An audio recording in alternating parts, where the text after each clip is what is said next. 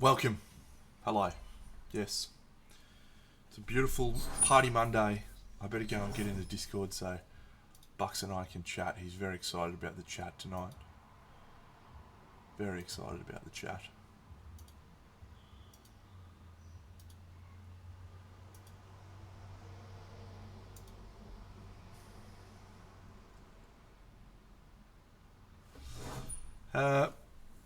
G'day Frog Jim. Happy party Monday, mate. I'm going to paint this little champion.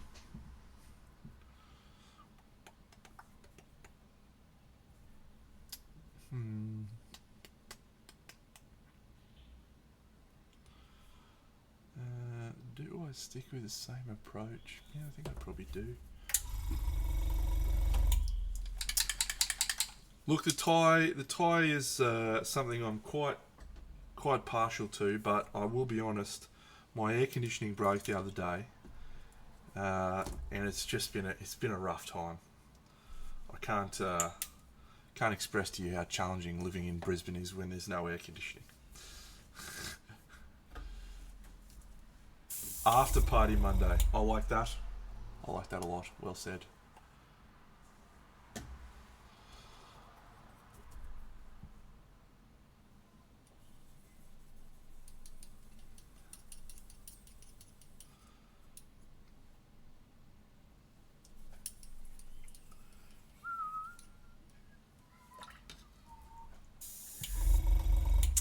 It is suboptimal, to say the least. I'm having a rough time. But, in good news, I'm still here.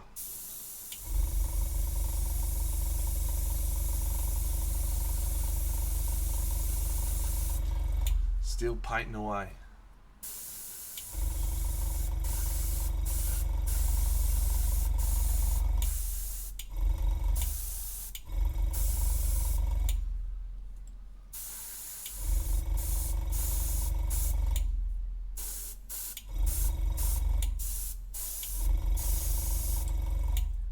I really like this colour. It's royal brown. When I airbrush it, it just looks like an absolute banger.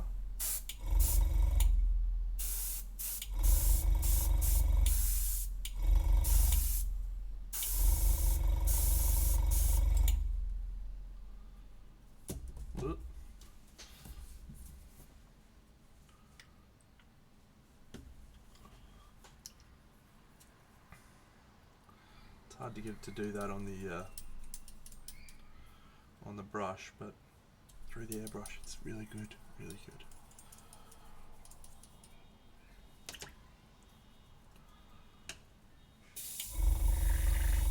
Yeah, that's absolutely the case.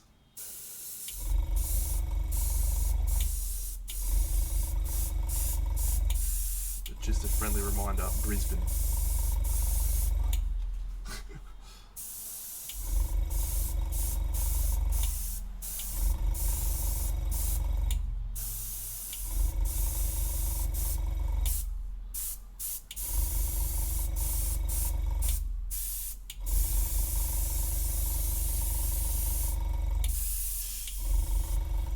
All right.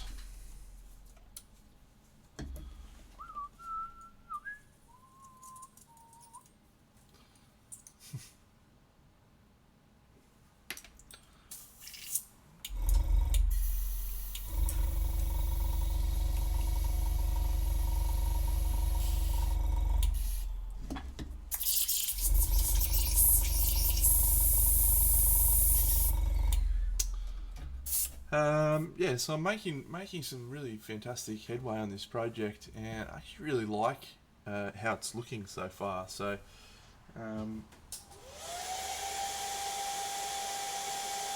yeah, I'm pretty.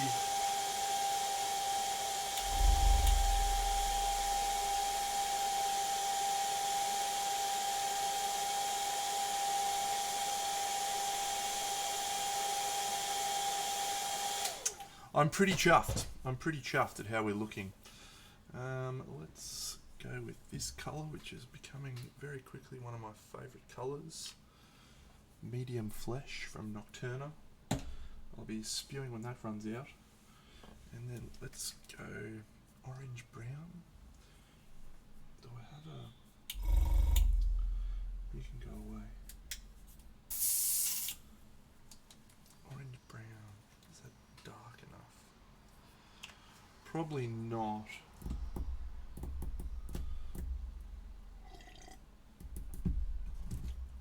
Maybe we'll go into a bit of red leather. Alright. This should be fun. How's my angle? Just tilt up a smidge. Ba-da-bup, ba-da-bup, ba-da-ba-da-bum.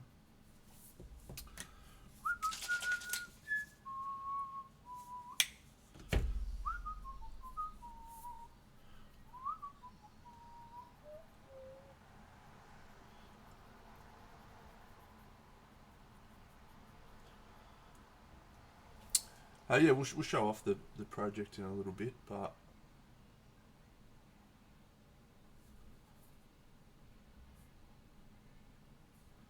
I think we're coming together pretty nicely.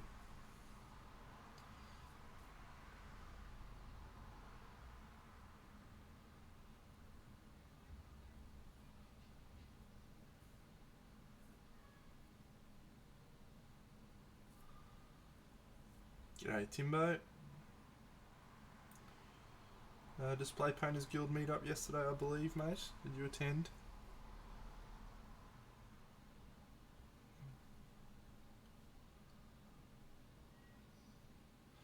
And how's the feedback on the Goblin?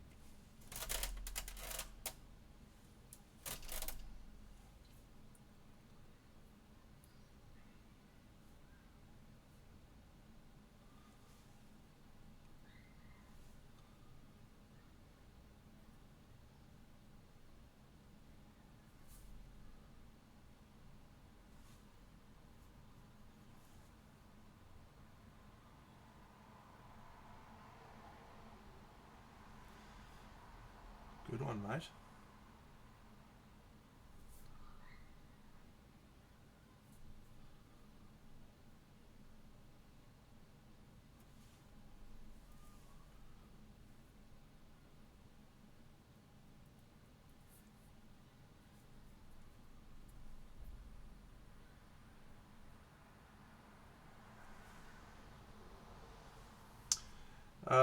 Well, it was an okay weekend, mate. I got to do some painting, which is always good. I got to fly up the rankings in Marvel Snap before struggling to make any headway. I'm now 95, and I've been at 95 for 2 days, and it's really annoying.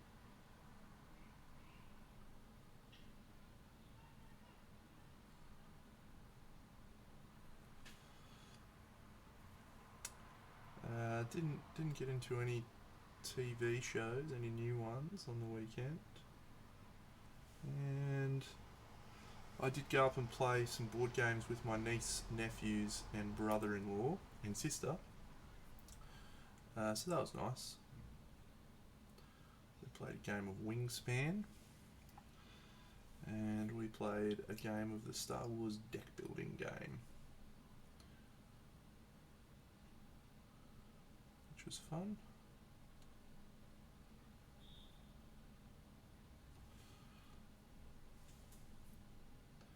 Oh man, it's doing my head in. Fucking Marvel Snap.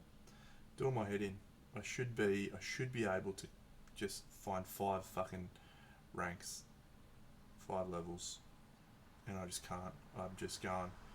I'm treading water. I think I'm down to 94 now. I got up to 98. I was 1 cube short of 99. I was like, this is it. It's happening. And then I just fell woefully short, and I'm now back down to 94.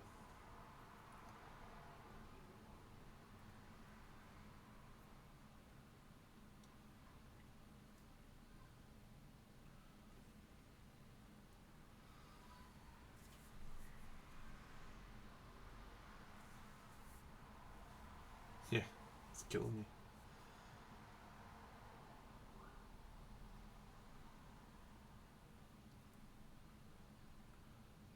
Well, we got some exciting miniature news in the world with some wonderful new releases for MCP that look outstanding, and then we've also got the Golden Demon results from Adepticon.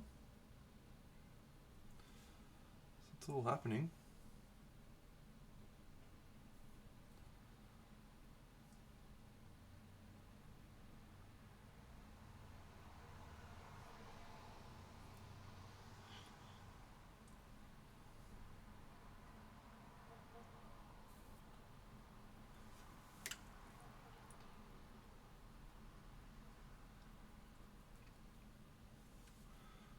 We will indeed. We will save it for the Buccarinos. We all know how much he loves talking about,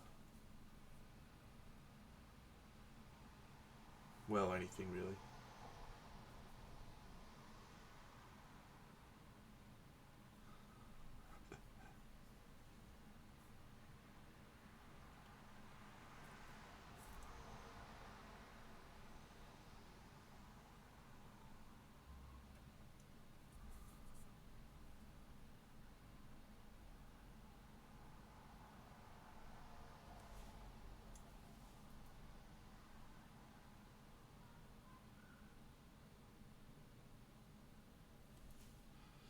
Yeah, little bit of the old Professor Charles Xavier at long last.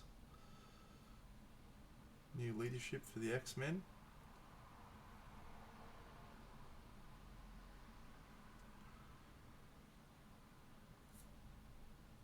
One would assume, anyway. Oh, this topic this week, my goodness. We got off stream last week and we chatted for like 15 minutes. Bucks was ready to go. He was bouncing off the walls. He was ready to talk straight away. I said, save it, mate. Save it for next week.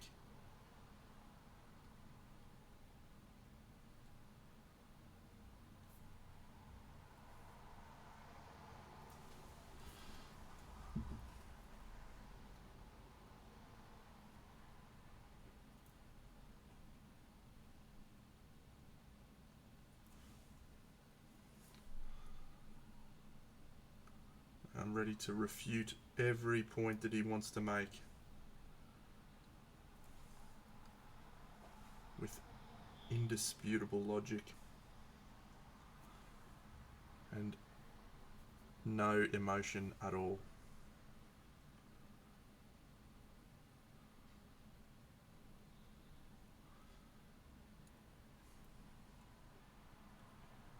Because that is what I'm known for. And that is why they call me the Tin Man.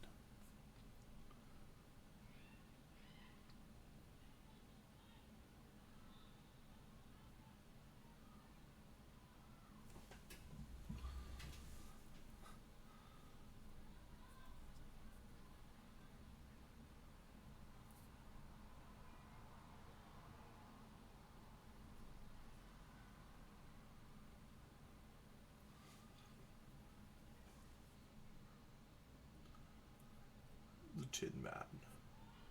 Now that's a name I've not heard for a long time. A long time. If I only had a heart.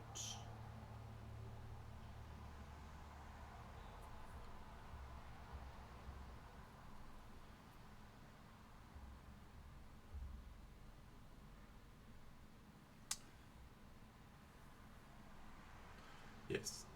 That was actually not for your benefit, mate. That was for my benefit so I could sing a little bit of Wizard of Oz.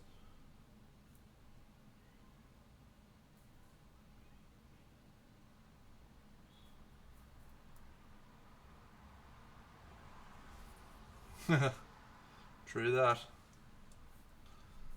Although, maybe that's Andy.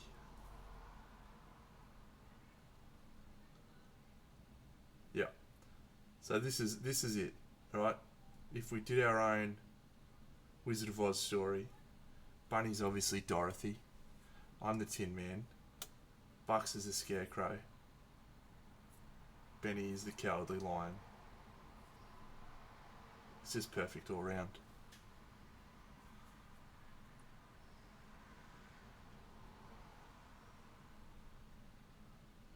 Hugo and Lando combined are Toto.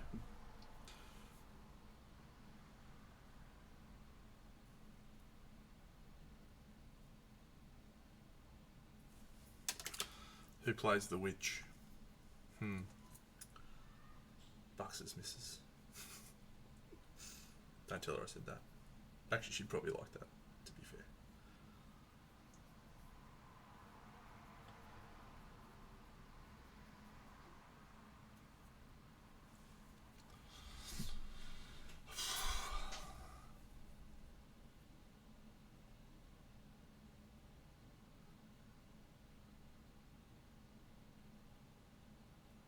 I actually really love Wizard of Oz. It's one of my favourite childhood movies. It's up there with the Sound of Music for me.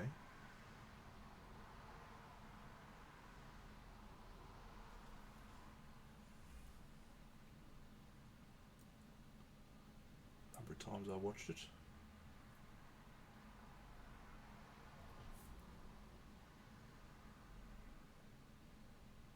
It's just an interesting thing about children just wanting to watch the same thing on repeat, right?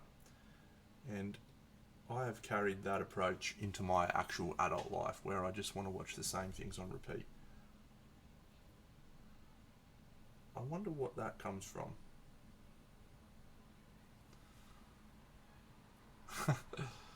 Mate, I would love to say that I think it's good, and it is wonderful if you like musicals and if you grew up with it.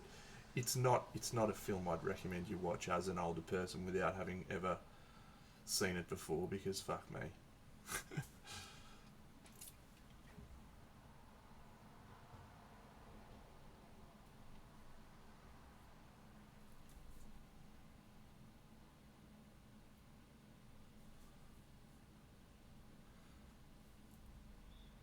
I mean, it's good, sort of. I don't know that it's still relevant.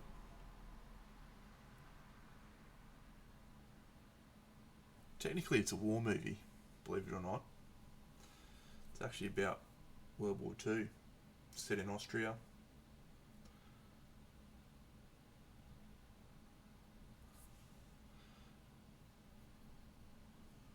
Well, I think it is actually classified as a war movie, like in terms of its classification. It's obviously a musical as well, but yeah, definitely a war film.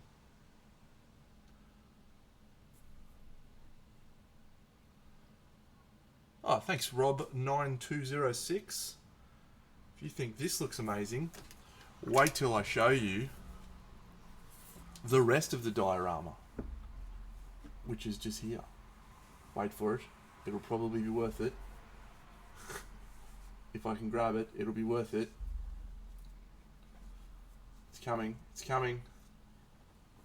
Yes. We've got it. Yes. That's it so far.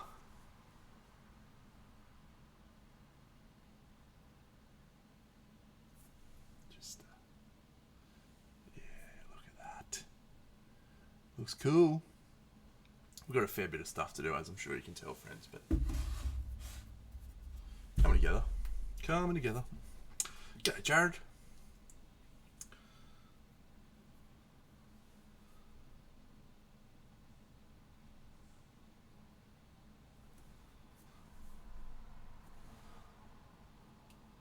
Thanks, mate.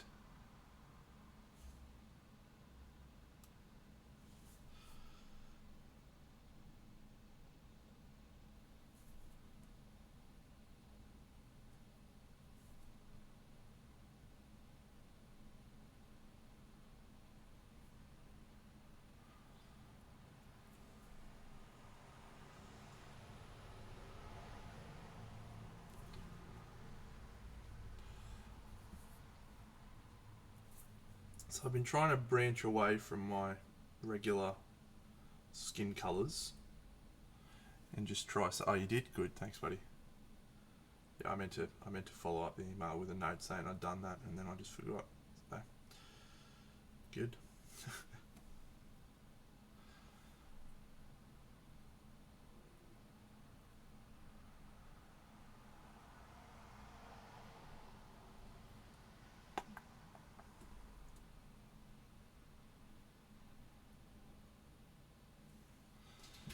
This is easily my favourite model in the range, which is why it's probably a mistake for me to paint it in the first diorama, because this is really the one that I was most chuffed about painting. But one thing I did want to say is that I think part of the reason why I was so chuffed about painting this one is because of the paint job by Alfonso, and it's so interesting how much a box art sells a figure for me. I don't know if that's the case for everyone, but when I see a box art painted by a painter that I love, that just really looks great, it's almost like I don't even see the rest of the figure. I'm just like, I'm in, and like this figure's obviously really awesome still when I got it, but I could not have told you any of the stuff this guy had. Well, Rob, I do commissions, mate. Send me a message over on the Instagrams, or a whisper on here if you want. I do on occasion do commissions, so.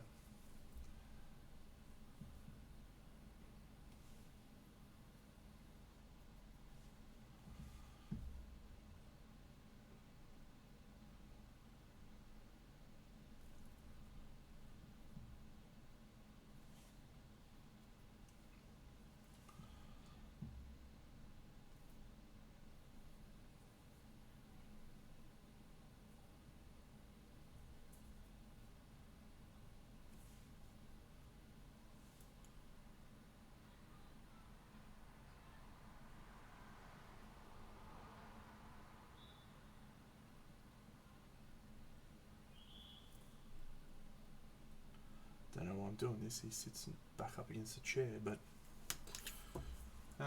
alright, what's our highlight colour for our skin? Ooh, let's try one of the new ones. Radiant Flesh. That I bought the other day.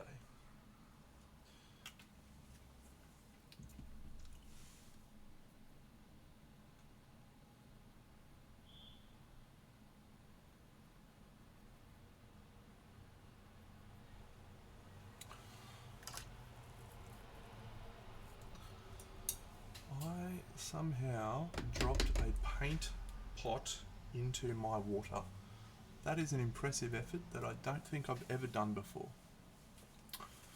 Ever.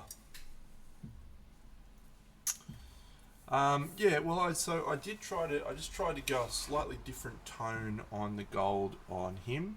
So that's a super warm gold, and then she's more of an orangey, coppery colour. So, but they still look pretty harmonious. I'm gonna try and tie the models into the base a little bit more. So I'm gonna try and add a little bit more of this orange colour into, the rocks and stuff around her, and a little bit more of the gold and yellow here. And there's a reason for that, because this one's going to connect with the water element, which is going to turn into beach. So this is going to be sandy gold over there, in theory. Let's try. Are these the new paints? No, I just bought some new AKs, that's all. Nothing that special.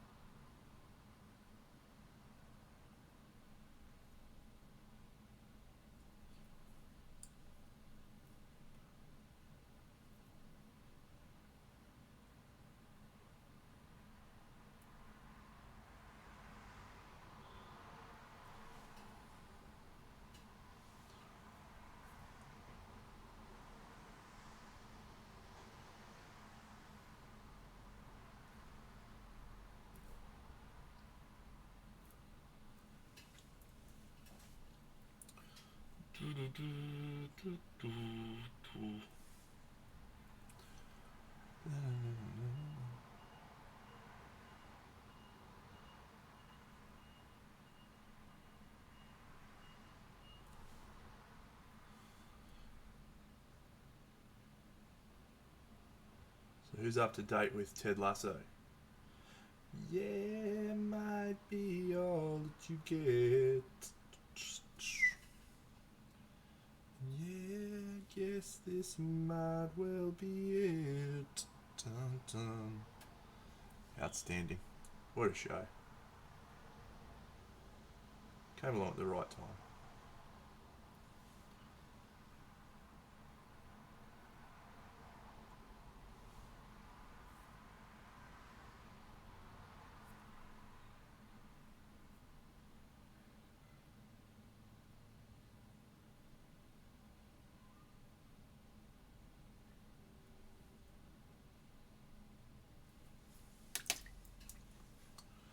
No,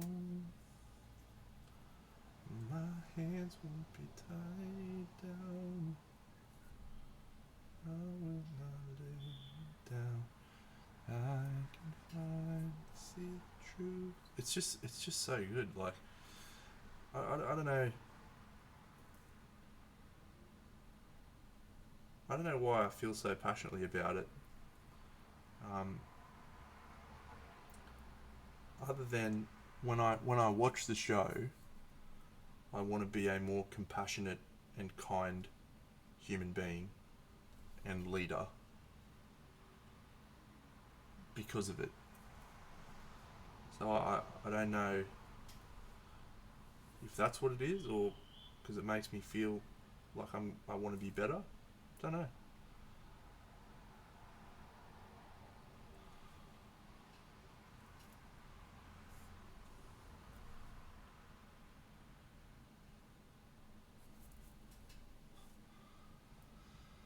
I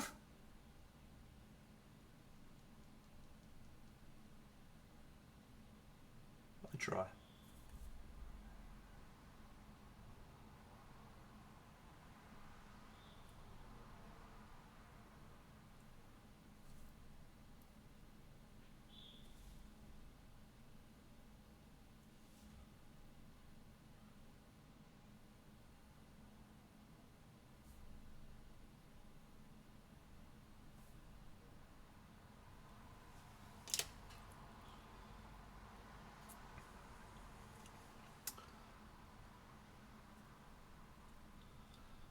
Oh, it's gonna be hard to take when Nate the Great gets redeemed. It's gonna be hard to take.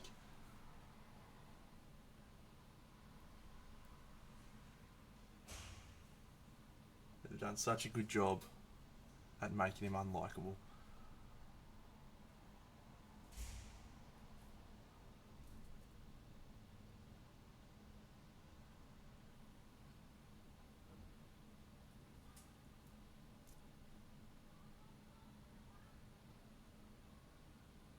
It's been awesome.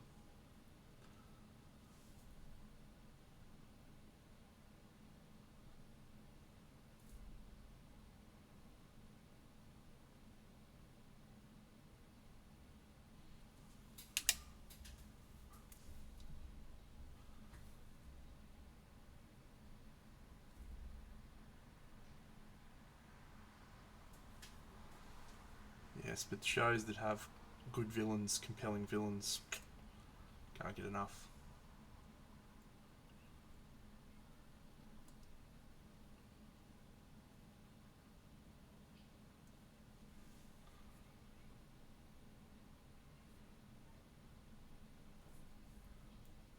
It's probably fair to say that's the case in any show. When you have a compelling villain, you're like 90% of the way there. Because anyone's an exaggeration, but yeah, mate, of course. Any uh, any good writer can write a motivating and endearing story for a hero. That's That's the easy thing to do, but to write a villain that you empathize with, you know, that is the dream, I think, for compelling villains.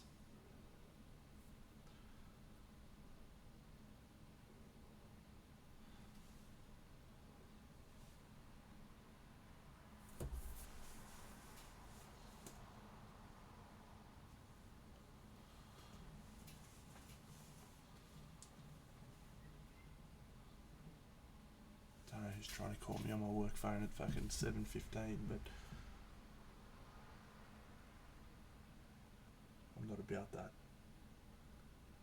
You can leave a message if you want.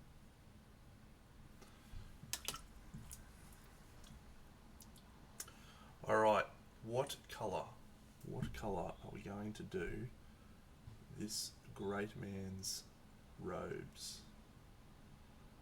I think I want to stick with brown.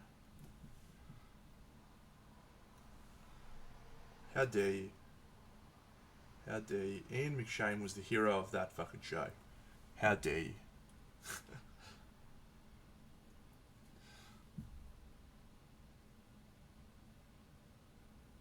Cocksuckers.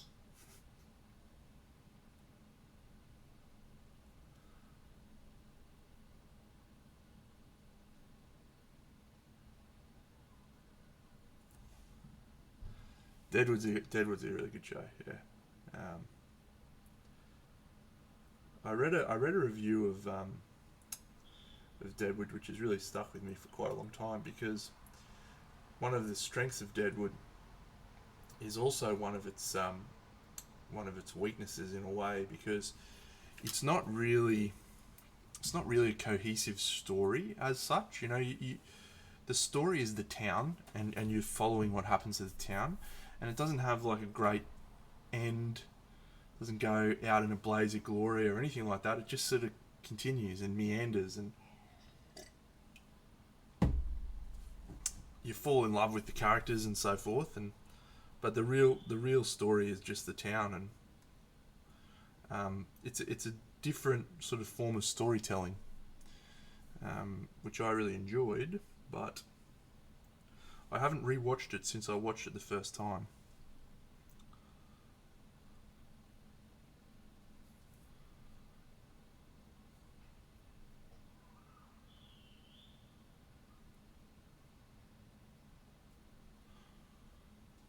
Does it?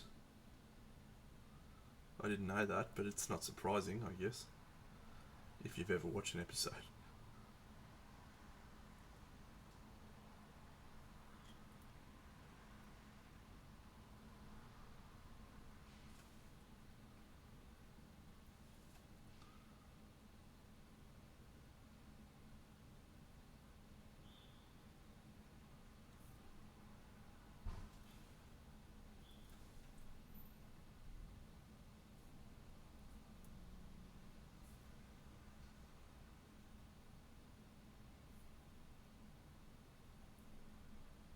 I feel like I need to maybe move on to some other shit, because I'm just fucking around.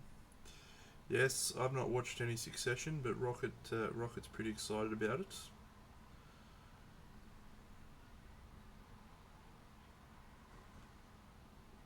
We were chatting about it the other day.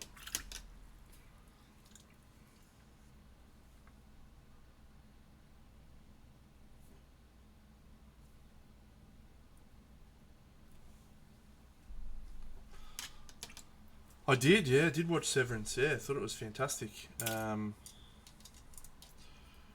Crazy good show.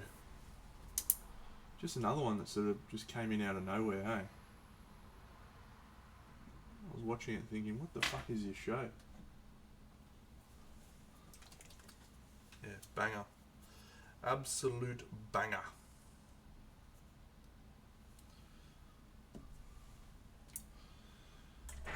G'day Warmaster Forge. They are actually available somewhere, yes. So these models that I'm painting at the moment are all from a company called Scale 75. And this is from a recent Kickstarter they did, which is called the Signs of the Zodiac. However, They are all available to purchase now, I believe. So.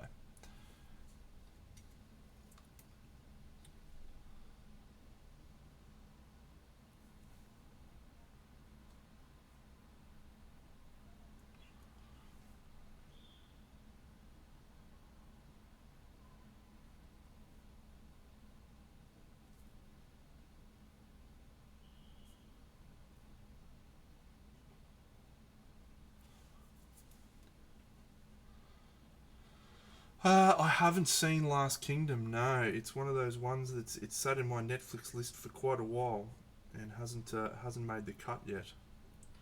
But I hope it will soon. All right.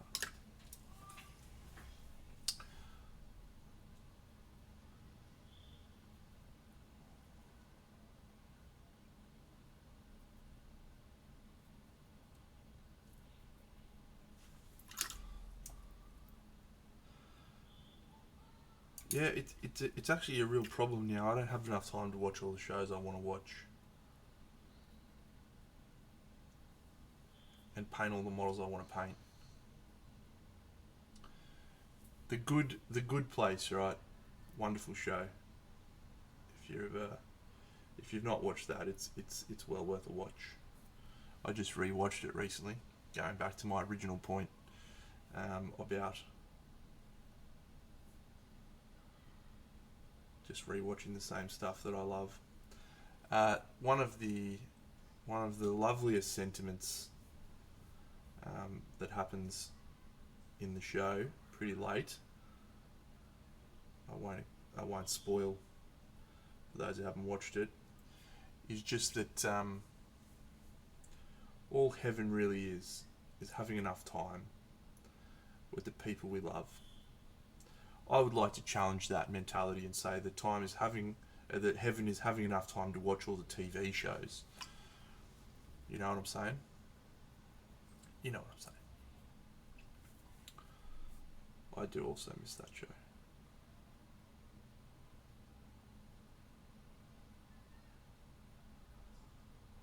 Show was another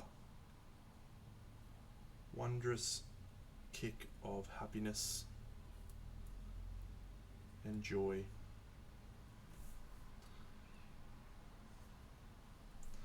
I actually saw very few glimpses of the results. I saw Sergio picked up a gold medal, and I saw Pietrek from Nico Galaxy picked up 2 bronzes, which I was pumped for him. He's an awesome painter. He just doesn't paint that much, so really cool for him. But that's about the extent of it. I'm hoping Bucks is going to come prepared with some more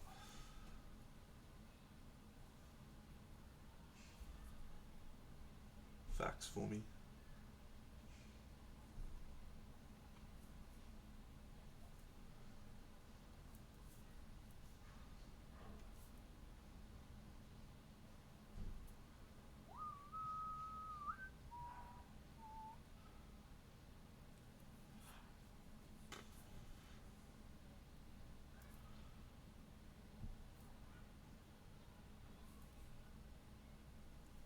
Man, this lack of aircon and heat has absolutely been draining for the last couple of days.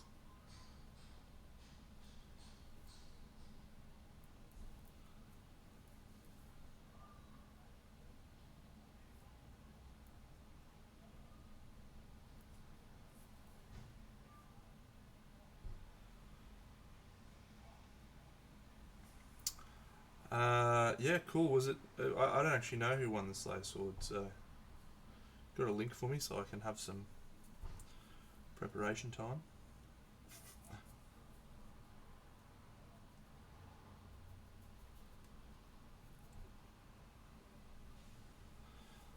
Neil Hollis. Don't know the guy from Baraside. I'm sure I probably do actually.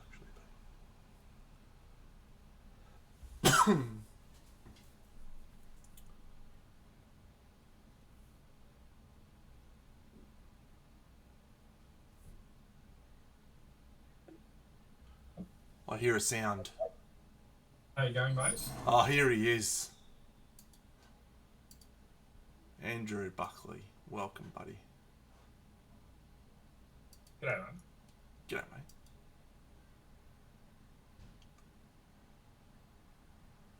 Have I turned my camera on? I don't think I have. Hold on.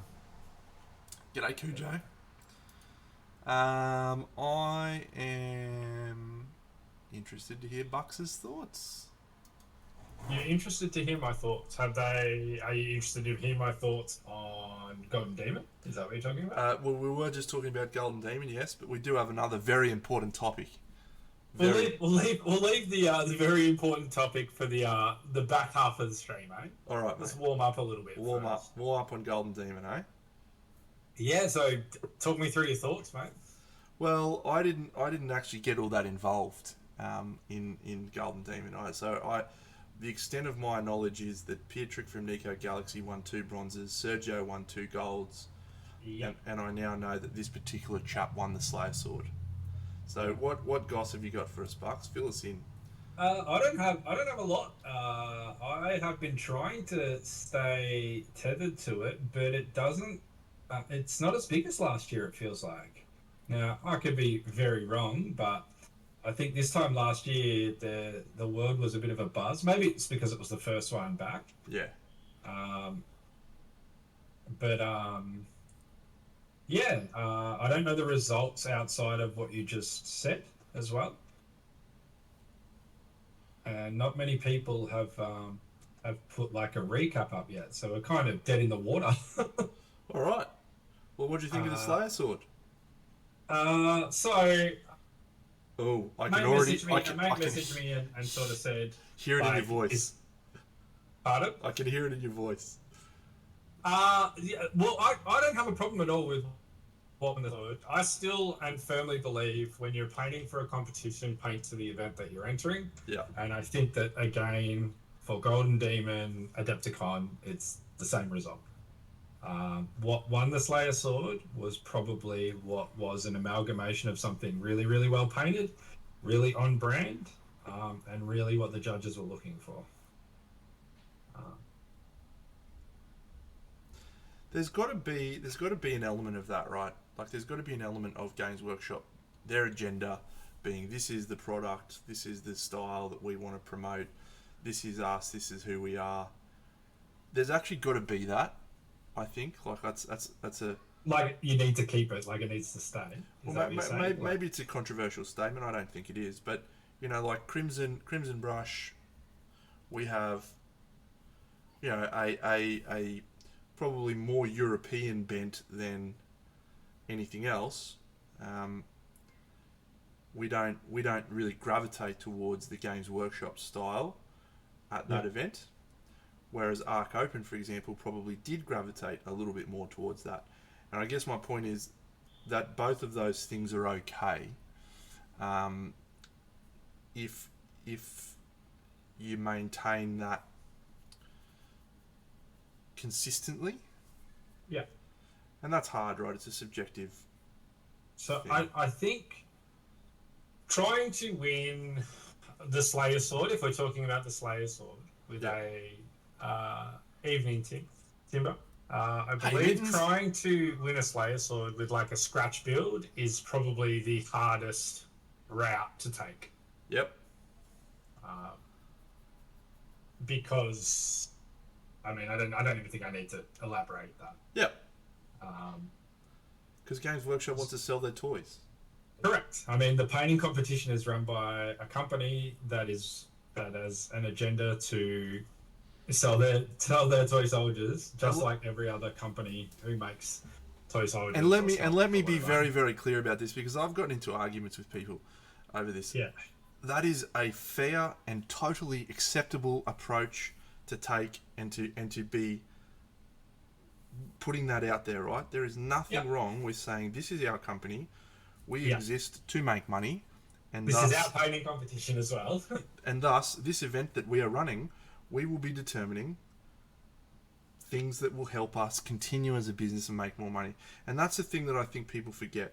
They get all up in arms over XYZ's not fair. Well, here's your choices. This company makes money, or you don't have toy soldiers. What do you prefer? There is no middle I don't ground. think it's just as simple as uh, like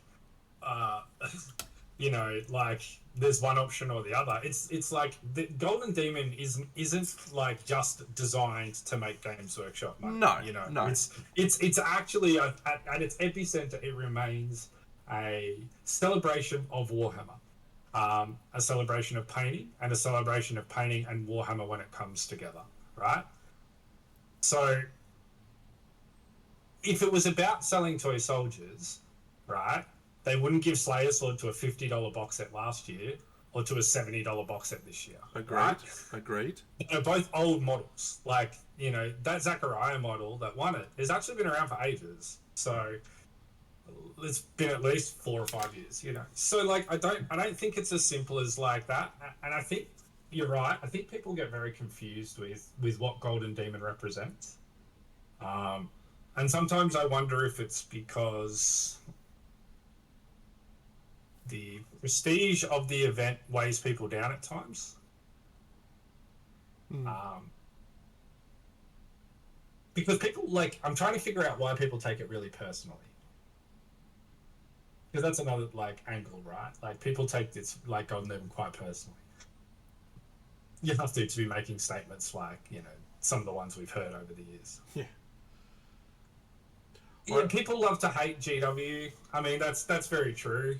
But I think that this equation rises above the standard kind of GW 8 speech, and spiel. What is really annoying? What is really annoying, right? Is so many of the people that make the observations, and Jared as a business owner, your job is to make money. Like, you have to make money.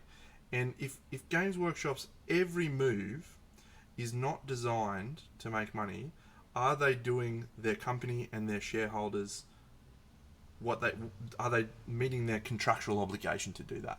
Right? So that's just a simple truth of life, right? We this is a privilege that we have models to be able to paint. It's not a right.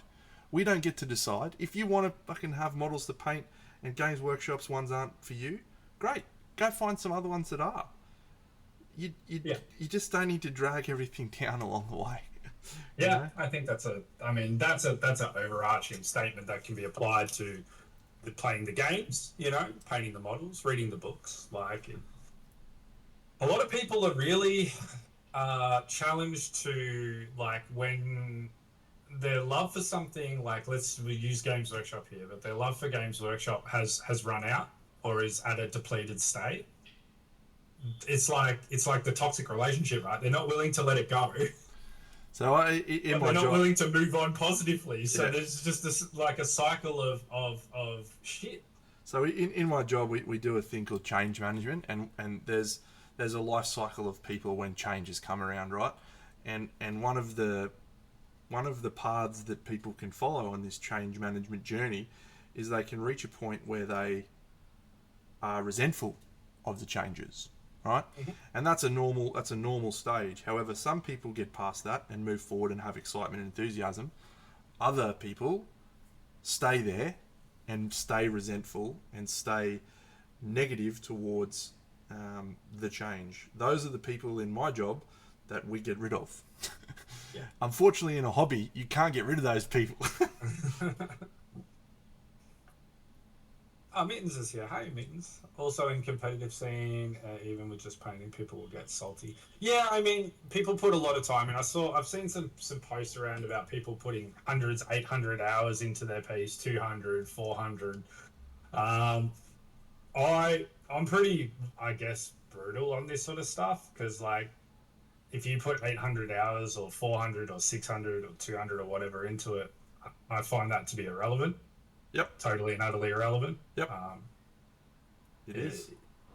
I would challenge you that if you're putting that much time into a singular thing, then you should, I think you should maybe look at getting, and you didn't get the results you want, then I think you should maybe look at getting some coaching or some some time with more experienced and advanced artists and painters who are a little bit further down the track, because I think that if you're spending that long, then there's something actually going wrong.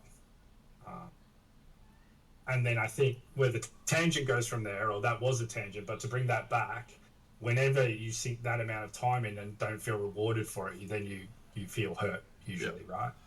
But that's the essence of competition, I think. Like if you're gonna be upset about not doing well at a competition, then you probably are entering for the wrong reasons. Maybe that's probably a generalization, but particularly in this hobby, your goal first and foremost should be enjoying your hobby. I think, as we've talked about many times, and if you aren't getting that, then you're always going to be a loser at one of those events, because even if you win a medal or don't win a medal, you didn't have the experience. You didn't have the fun along the way. And that's really, particularly if you're spending 800 hours. Who the fuck spends 800 hours on a model? You're absolutely kidding me. Cujo said one man's 800 hours is another man's 10. I think I know who the guy who does it in 10. I think I know who he's talking about. Yeah, I agree with the just have fun, but I also think I do like to push back a little bit on this with Trent, because I agree that fun's got to be at the center of it all, and you've got to be enjoying what you're doing. But in times of growth, sometimes you need to be uncomfortable, you need to be challenged, you need to have a hard time, you need to push through. And there's a sense of reward at the end of that. That can be maybe not a fun thing, but a sense of achievement or whatever. But is the reward the artificial prize at the end of the thing, or is the reward knowing that you made it and improved? What? Well, so let's say you go to it, you put in all your time and effort, and you go to an event and you win a medal. Is it the winning of the medal that you're excited about and that you're proud of, or is it the fact that you put in the effort and you achieved improvement within yourself? Like, I think the point that I'm trying to make is that the actual prize is not the thing that makes you feel satisfaction. It's the knowing that the effort that you put in was worthwhile. Well, you can go one step before that, and you can actually, before you compete, try and figure out or identify like why you're competing in the first place. You know what I mean? And set yourself reasonable goals based on what you want to achieve. If you like to compete because you're competitive, then that's totally fine. You know what I mean? So what about, like, people are chatting heaps. Hey, Diddy, by the way. Hello, Diddy. Who else is here? Diddy's here, Cujo's here, Simbo's here. Yeah. I love that observation, Diddy, about people sitting down at the painting table but not necessarily painting the whole time. If you watch me and Bucks on this stream, you'll see that there is very rarely a time when I'm not painting, and the opposite is the case for young Andrew. This is not your time to paint, though, right? You paint listening to music. Excited for our conversation soon. I have Mondays off, so I've actually often already painted for several hours before I jump in here. So I use this as my break, and then I go back into painting after the stream as well. Yeah. And I agree totally with Diddy on this one. I think you're right, and Cujo as well. Yeah, you know, stopwatches aren't really being broken out. I've seen this quite regularly actually at events recently. People asking medal winners and things like that, oh man, you must have taken, how long did you do on this, how long did it take, you must have taken ages or whatever. And often the answer is I don't know. I don't know how long I spent on this, estimation. I know if you're speaking to Dave, for example, DC will often be like, I don't know, somewhere between 40 and 60 hours, around about, something like that, give or take, you know. And I'll be somewhere between 3 and 5. I reckon you're 5 to 15 hours, I think. I have spent less than that on this project, young man. Yeah, you're not done yet, mate. I'll be done tonight, probably. Yeah? Have you painted the other girl as well? Yeah. Here it is, mate. I'll show you. Yeah. Yeah, I was thinking true. I'd say somewhere between 5 and 15 hours.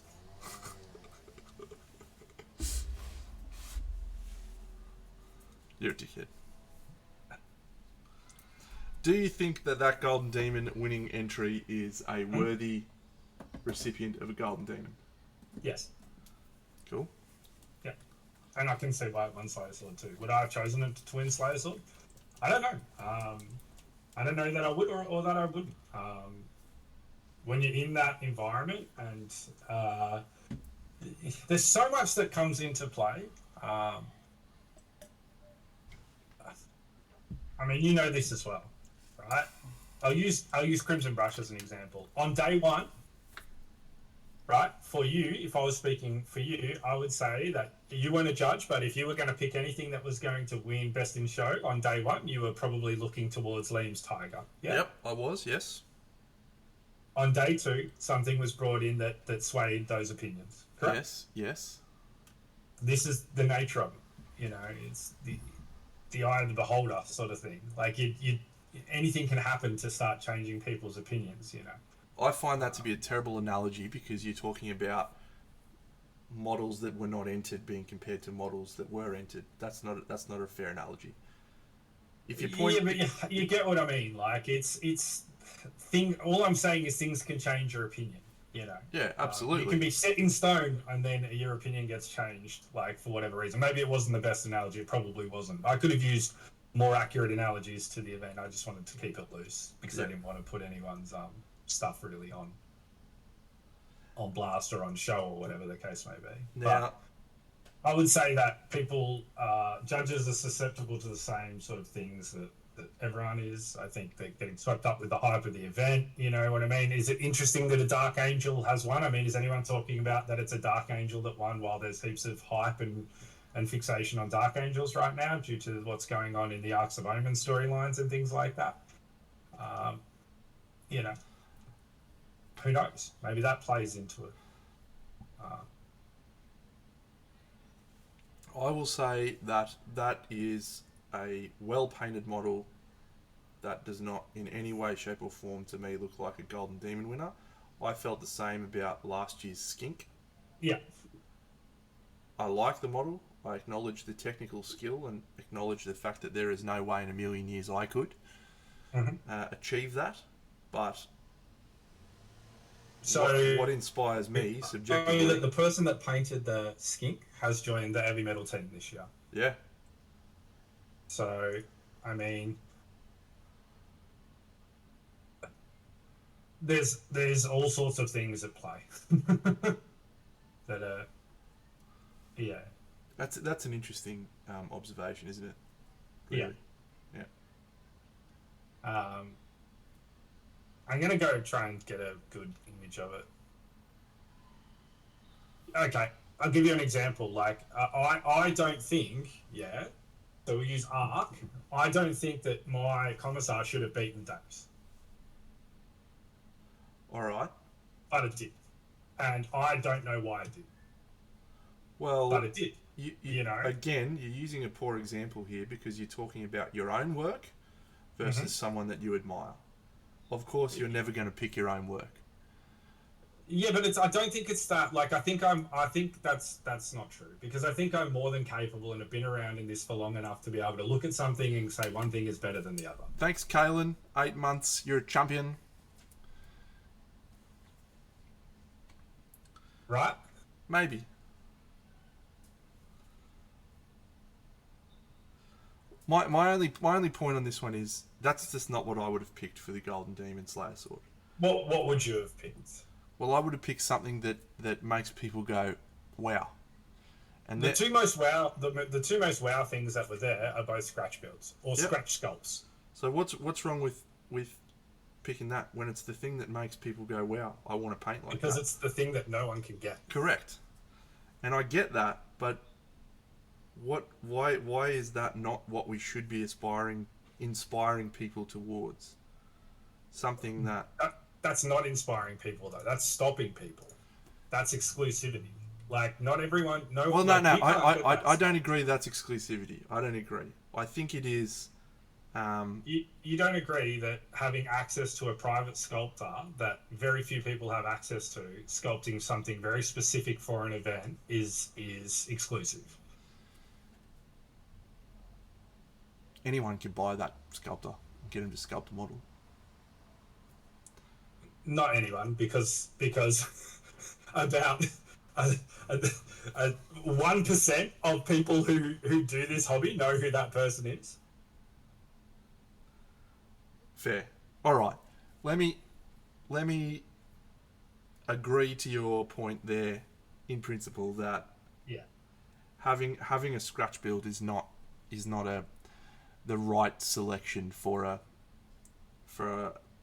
Slayer sword, because the two scratch builds there were probably the two most wow things. But my point to you is that the thing that I want to see out of a competition winning entry is a wow. If I don't have a wow moment when I see the award winner, and I have had wow moments at other stages throughout looking at models in the competition, then I feel like we've missed the boat. Mm-hmm. Because it's about, for me anyway, and this is probably the crux of what we're saying, for me it's about inspiration. I want to look Yeah. at those winners and say, I'm inspired to do that and to be better. Yeah. For other And people, it's not. No, because that's, again, our trap is we look through things through our own lens, and Yep. it's not about our lens. At the sharpest point of the sword, it's not about that. Yeah. And Games Workshop is never ever going to be about the sharpest point of the sword. No, they never have. And they never will. Yeah. It's a good question, Kaylin, and I know that some entries, some categories in some competitions are scratch builds only, or an open category which is available to anyone for anything. In this instance, it's a medal we're talking about is the best overall in the entire show, and so it's taken from every category. And I think that you can still, like, you don't just cut out open because there's scratch builds in it, because the point is that Golden Demon still wants to be inclusive. Like, it still wants, like, Golden Demon would have been a million times poorer for not having, Sergio's awesome orc, Big Mech at 75mm, and I think Eric's like killer Sigismund, right? I think it's Sigismund. JC, Jared, you'll know that for sure. Like, not having them there would be bad. Was the Slayer winner in GD UK and didn't win at all? No, the Slayer Sword won gold. In dual or large, one of the two. Clayton did it. Yeah, it won gold yeah. in its field. Cool.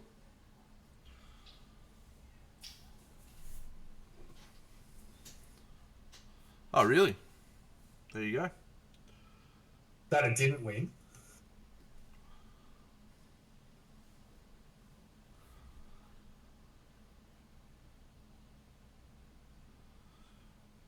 Look, it's art, right? It's always going to be subjective, and that's okay. We don't need to agree. Yeah, it won gold in dual, and then it won Slayer Sword as well. But no, I think. The Dark Angel chat.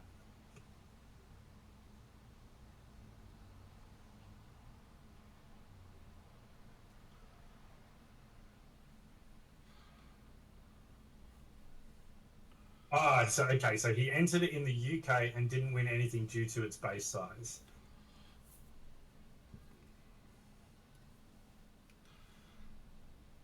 I'll just say this so that no one else has to say it, but that's a dumb fucking thing. That's dumb.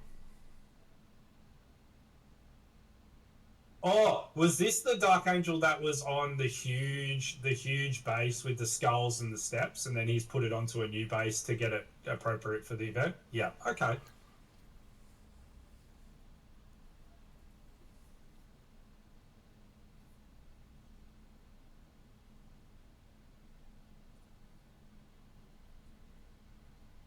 Yeah, that's interesting. That's ridiculous.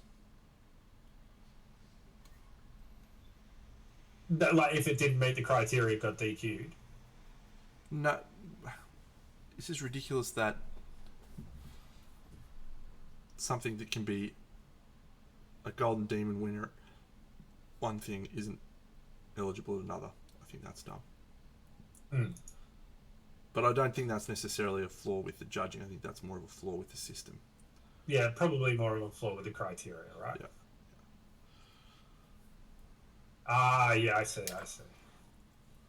If you follow that link trend, you could probably see why it got pulled out of single. I don't really care why it got pulled out of single, mate. It's dumb.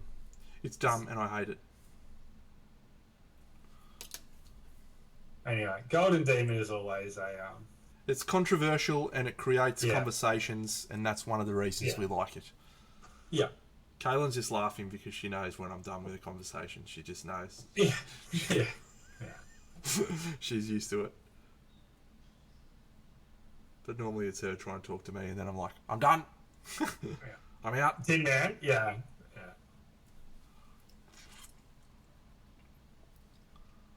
No, I think I sit on the opposite side of the coin on this one. If you look at the piece, then, and what it's on, it probably doesn't fall into single.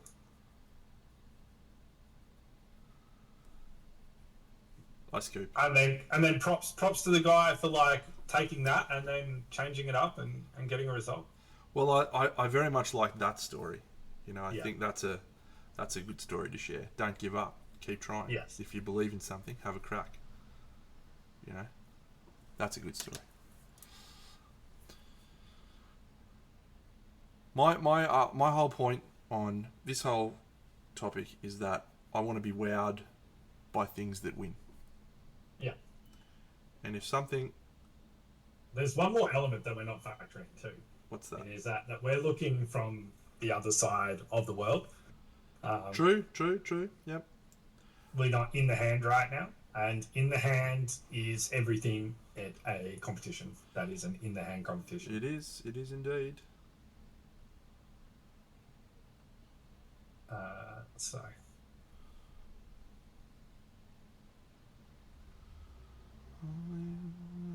Yeah, he has done a perfect place for the lion. Jared, the first one, chuck the lion on. The second one, win a Slayer sword on. And honestly, congratulations to him. Congratulations, like that's an awesome result. You should be super proud. And again, like, never here to tear someone else's work down from the accolade that it wins. I am. Yeah.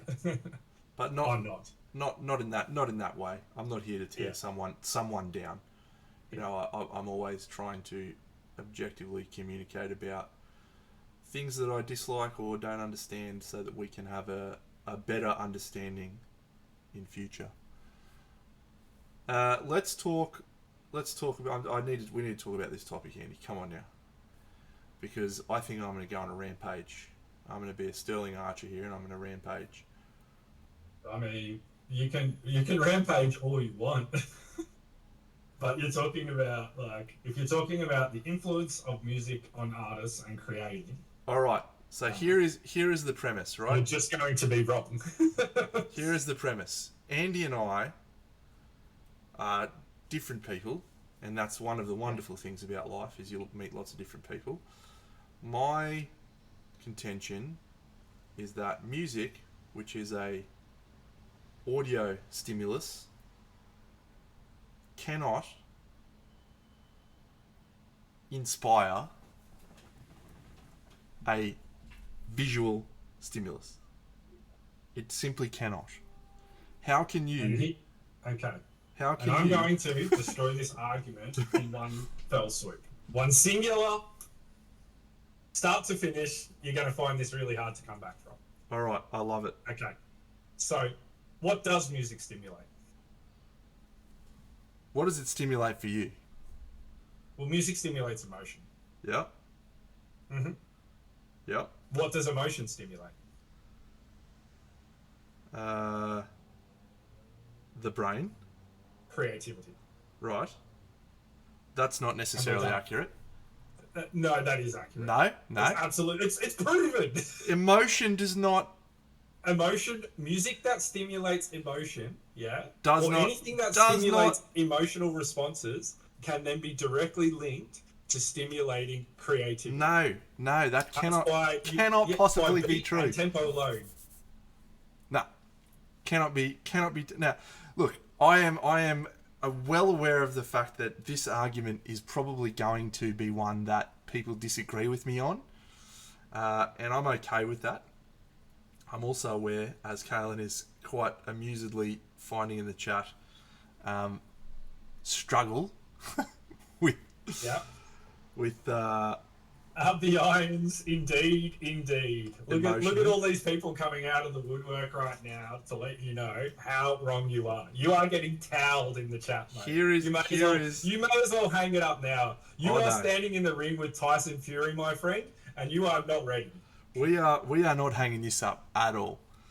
So tell me, Andy, Yes. unless you can provide some documentation that supports your thesis that creativity is driven by emotion, I don't. And emotions drive creativity. No, no. All right. How Here many is studies no. research has shown that activating moods, regardless of whether they are positive or negative, lead to greater creative fluency and originality. Conversely, deactivating emotions such as depression or calmness discourage actions and limit our ability to generate novel ideas.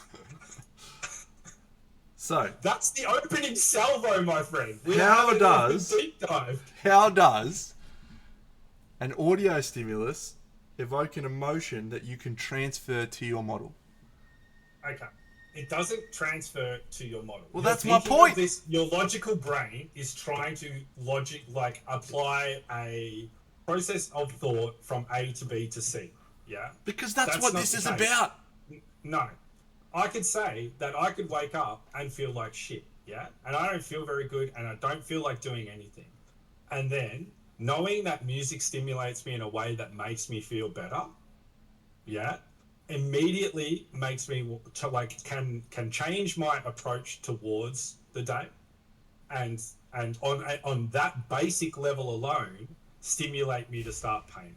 Right now, that's just like not even talking. We haven't even scratched the surface yet. No, on no. on music Here's- directly No, impacting. here is my point. I will acknowledge that music can change your mood. Right? No disagreement from me there. What my challenge is how do you translate something that you hear into inspiring you in a piece of physical miniature art? Because that is the conversation we had last week. Okay, sure. So, do you listen to do you ever listen to scores from start to finish, like the whole way through? I do not. Okay. So so everyone at home, we're working with a music dullard here, right? we are literally in the basement with Deno right now on his.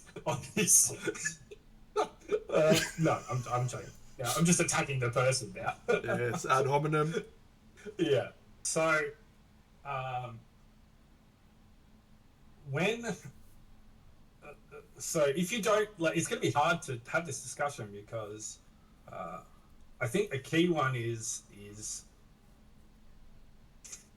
music can allow you to establish a frame of mind specific to the creative space you're looking to entertain, right? So you're painting, let's be real basic. You're wanting to paint Lord of the Rings. Cool. And so you start listening to Lord of the Rings. So my challenge to you Then is what are you thinking about when you hear the Lord of the Rings music? You're creating a creative environment for you. You're thinking about Frodo leaving the Fellowship No, and driving into Mordor.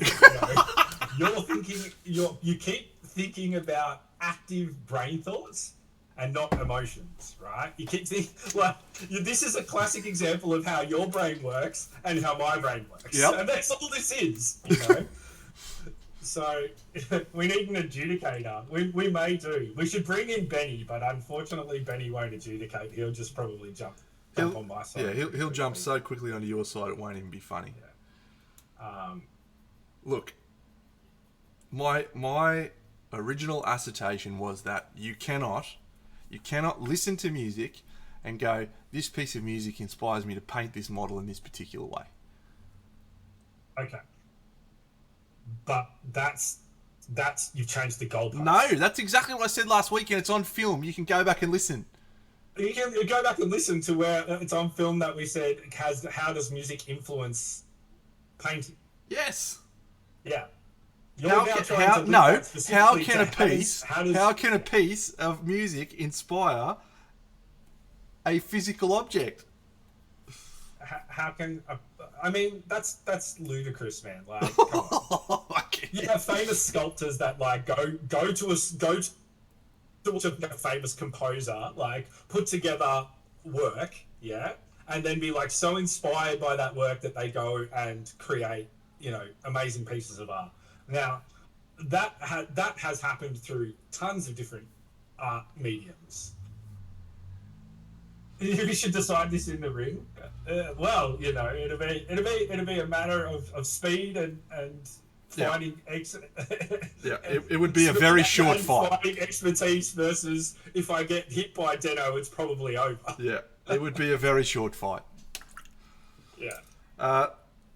Now I want to change tack a little bit, right? Because I really enjoy music, right? I'm singing all the time.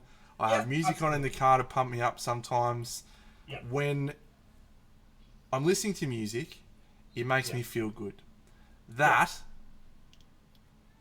does not inspire me to paint in a specific way. Does it inspire me to paint? But it may inspire you to paint. Yeah, does it inspire me to paint? Sometimes, but that's not the original argument. All right. Okay, so I'll give you an example. Let's say you're painting something science fiction. Yep. You're preparing for an event. You're going to an event, you're going to compete, and you want to paint something science fiction. You decide that you want a pretty dark atmosphere to what you're doing. Yep. Right?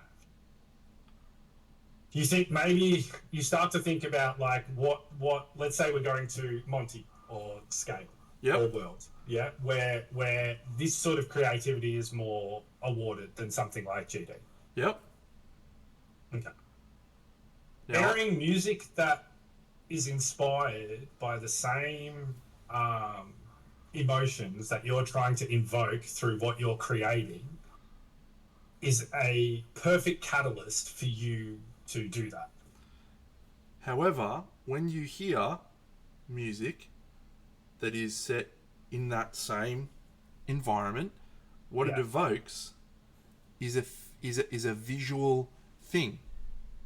So when I hear Lord of the Rings, I think rolling green pastures. When I hear the Balrogs music, what do you feel? Well, you keep saying think. What do you feel? I don't feel much. Well, then there's the problem, maybe, for you to understand this. But maybe that's what you have to do is go away and maybe listen to something. He's actually lying, and I'll tell you why he's lying, right? Because if I song right now, a very specific song, I could make that song make Deno feel stuff, and I could guarantee that would almost inspire him to want to, without him even knowing, start creating things along those lines, right? I'll tell you right now, I go and I start playing the Gale from The Last of the Mohicans. Oof. And you're done. You're done. It's over for you. Oof. Oof. It's over. You'll hear that and you will feel stuff, and I guarantee you that it'll be involved in some way, shape or form. I would absolutely start crying. Mm-hmm. I would absolutely start crying if someone banged on some Last of the Mohicans. I assert that does not change how I paint. Maybe it doesn't for you, but it does for plenty of others. So this is the crux of our argument, right? Yeah. Emotion affects different people in different ways. And it can be harnessed by different people in different ways. Yeah. Yeah. How does someone... Hence why there are artists out there who can only create when they're incredibly sad. Yep.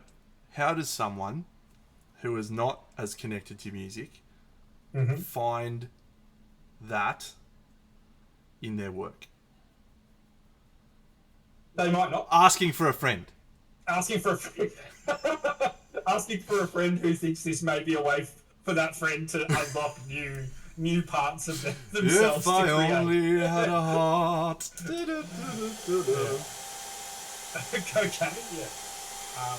Cocaine. Yeah. Jared, the thought of me being on cocaine should scare you, mate. You'd be like Cocaine Bear. Yeah. So, I think we've established that this is just a you problem. No. What you've established. Not an everyone problem. What you've I mean, established. is there anyone in the chat that feels aligned with things Trent is saying? Yeah. What you have established, Andrew, is that Yeah. you feel creative energy when you feel positive. And music... No, not when I feel positive. All right, I feel all right. most creative when I feel negative. When you feel something. When I feel, yes. Is Right. the other way. Yeah. That does not translate into creating a specific feeling or mood or ambience on a piece. Well, I guess it has to, regardless of if the piece mirrors it or not, because it played a part in the process of creation.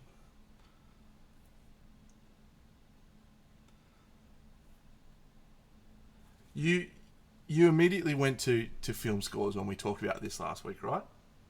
Which I think was a straight up and down mistake. Why is that? Because film scores, the music, is there to enhance the visual medium. Because Sure. if it wasn't there to enhance the visual medium, it would just be a blank fucking screen, right? And the music. Yeah. So I believe that music can improve What inspired the music? the visuals.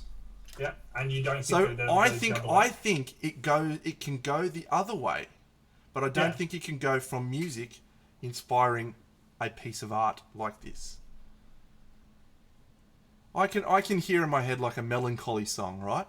And I could paint a model that's melancholy, but I don't feel like it would be painted melancholy because of the music. I'm struggling to understand why you think that it's like a fucking Play-Doh playset where you push the Play-Doh in and then you push the lever down and then out comes the we put music in one end, we push the lever and out comes a piece. Because that's how it works, mate. That's how my entire creative process over the last 5 years of becoming a genuine display painter has been. I try X and I get Y result. Yeah. That's it. I'm a machine, mate. I'm not an artist, and I've said that before. And But this was never a conversation about convincing you that you are something. No, this was a Or something conversation that you're about... not. This is a conversation about whether or not art or music can stimulate the creation of art. If you go back and listen to this specific statement, it was not, does it creatively inspire you? It was, how does music inspire a specific figure to be painted in a specific way? The answer would be the exact same, because as long as music inspires the emotion, and that emotion is then something that you capture in your creation, then it's done that.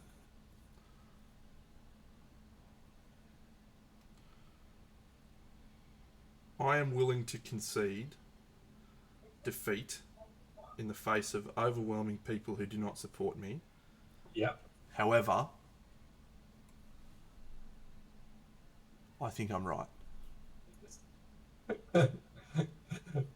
Click that shit. Take it to work, Caleb. You've got it.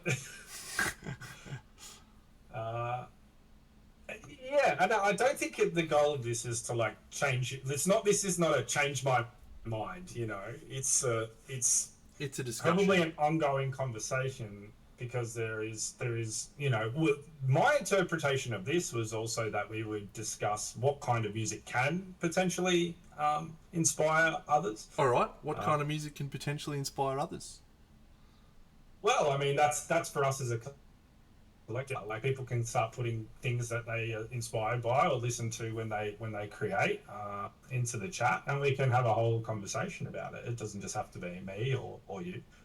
Um, did you miss the whole conversation, Scara? It was basically a 1 round KO. Fuck, it was not. Oh, you are such a dickhead. Smash mouth, Cujo, love it. You're an all-star, and I believe it. Didn't that band start playing at Trump rallies? Like, one round. I'm pretty sure they did. You are cooked, mate. You are absolutely cooked. I like you a lot, Andrew, and I think one of the things I like about you is that you are different to me. Yes. I've always tried to be open to people that are not me. Yeah. I don't always succeed, but I try. Yeah. And I appreciate that you've tried today to Thank see you. something from a different perspective. And I acknowledge that I would not consider myself emotionally available in many ways. Yeah, and I think that's a really fair assessment of where you are right now. My feelings about music are nowhere near as strong as yours. Mm-hmm. I have songs that I like to listen to because they make me feel happy.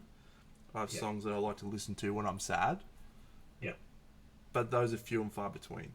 The thing that genuinely emotionally gets me is I won't necessarily say TV, but it's just I wonder if it's other people's emotions is what gets me. Maybe.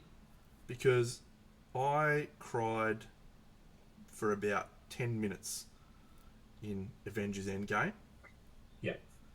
No, didn't you recently cry in something like super full on that you were like, I haven't cried like this since Avengers? What we were was talking that? about it last week. What was that? There was something that made me cry. G'day, Loom Extreme. We'll absolutely give you some beginner tips.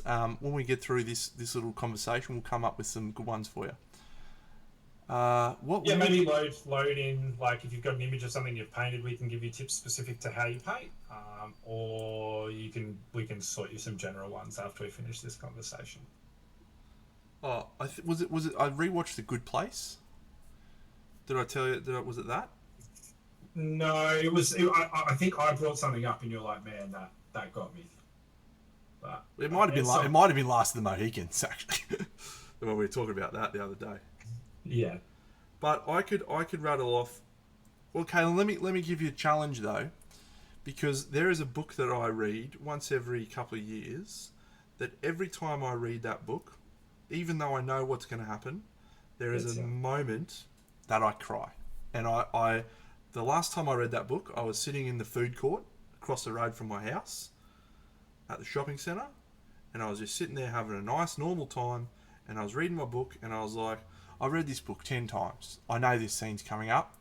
We're good here. And 30 seconds later, I had tears running down my face as I'm reading this book in the middle of the food court while I was eating my Hanachi curry or whatever the fuck I was having. And I was a wreck. So I don't know that it is necessarily only visual. But I think it is linked to other people's emotions. As well, yeah. Well, no, I think it's other people's emotions. It wasn't the curry, Cujo. I knew you were going to say that, you dog. So, I guess let's move on, because there was something else that was I mentioned last week, and you were super interested. You're like, this. I said I have some weird quirks surrounding music, and you were like, I need to know what that's about. You want to know what that's about? Oh, Lockie Big Cocky, what a fucking legend. I do need to. That's a fair observation, you champion. How's the Gandalf beard going? Or should I say, the Spamdalf beard?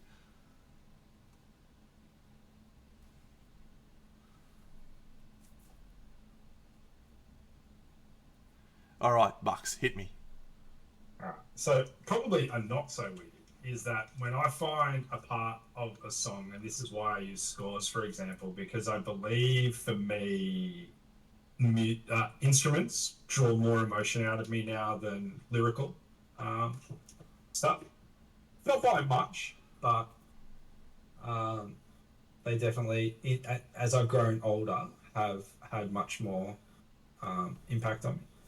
I will like highlight the area of the song in which it makes me feel the most while I'm painting, and I will cut it and repeat it hundreds of times while I'm in the process of painting, Uh, over and over and over again, almost exhausting the feeling to nothing by the end. so I can actually recognise the Last of the Mohicans, right? Because that is, Yeah, again, I think I feel because of what's happening in that scene. But when that music cranks on, it's just I get chills, I get yeah, goosebumps. Mate, just yeah. fucking, whew. Now you know that song wasn't written for that movie. Wasn't it? No, I didn't know that. yeah, Good that fact. song's not written for that movie. Good So fact. that there's an example of finding music that already exists that inspires the feelings that are matched with the scene they're trying to get. So I think that helps my point more than it helps yours mm, because the music is not what I think inspires nah, the feeling. nah. I think that the point is that music is so inspiring that it can be used for multiple people in multiple different ways to find inspiration. Oh, what a dickhead. Because not everyone, when they hear that music, is going to want to run up a cliff with a musket, mate, blasting American Indians. Well, I certainly am. And just try and tomahawk guys' faces off. Yeah. Just give me some already. Fuck, that's a good scene. Fucking good scene. But yeah, that's one thing. As I said, I tend to feel my most creative by using music that makes me feel not great, but has personal connection to myself. So, some comedians are only able to be funny when they're really depressed, Yeah, is something that I know.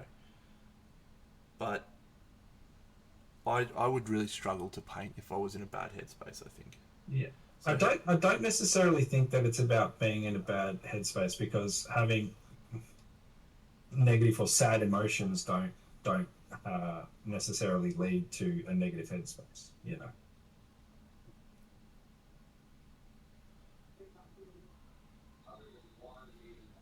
so yeah, the just like you know, if you hear that Pharrell song "Happy," you know, 100 times, you might not be so happy at the end of that song. I think that door swings both ways. just in case anyone's interested, the book that I was talking about is a book by David Gemmell, and it's the third book in the Regante series, which is Can called you give us a page number and chapter? Ravenheart. I Yeah, can't give you the specific chapter, but I could almost word for word tell you what happens in the scene, yeah. because it's a wonderful wonderful moment. So Cujo knows Gemmell. Cujo and I are Gemmell fucking fans. We love it. Yeah, Yeah, Wayland I've too. heard you talk about Gemmell Oh, many a time. And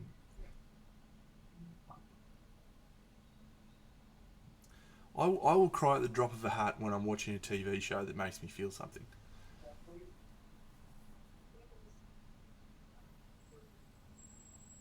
But I don't often cry to songs. What a fascinating difference between you and yeah, I. Kaylin, stop it! yeah. What's the saying? The greatest trick the devil ever pulled was convincing the world Well, he that doesn't he doesn't exist. exist. That's applied to your emotions. So I've actually, I've been in a situation where I've needed to always not be emotive. And I Mhm. think that has driven that behaviour. Yeah, I mean, necessity, right? Indeed. Can control and change things. I'm sure if you were, they probably don't want you to be just expressing your emotions whenever you feel like it. But I think it's problematic sometimes. I think anything's problematic sometimes. There's a time and place for everything, right? Yeah.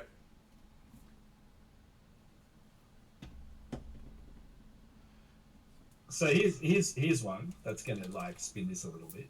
I'm not a crier Mm, at all, mm, but music can make me cry. mm.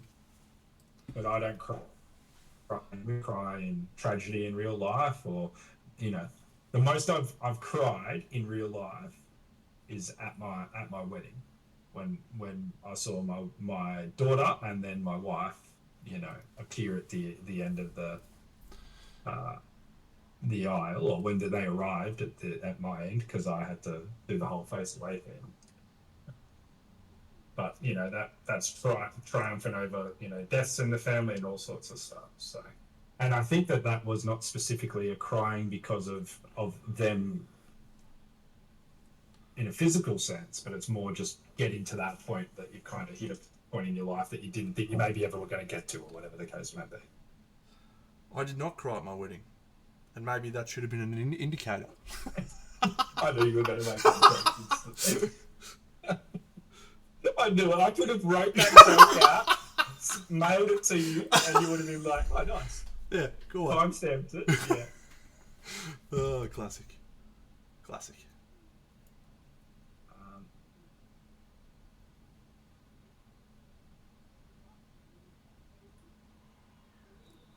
so yeah, I think in the end, what we're really finding out is that we're all different.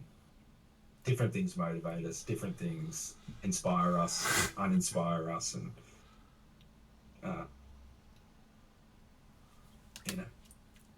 that's Indeed. all good. Indeed. That's all good. However you find your inspiration, is as long as it's not harming anyone, is perfectly okay, or yourself.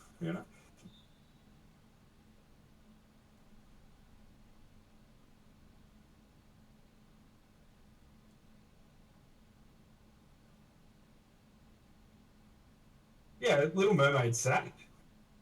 Oh, I do cry at The Little Mermaid, actually. Absolutely, I do. I love The Little Mermaid. Actually, Disney gets me. I do get emotive at Disney. That catches me right in the feels. I can love a Disney. I was like, thank God she took her voice. She finally shut up. My wife would literally, my wife, she would take me off at the knees for that one. Yeah.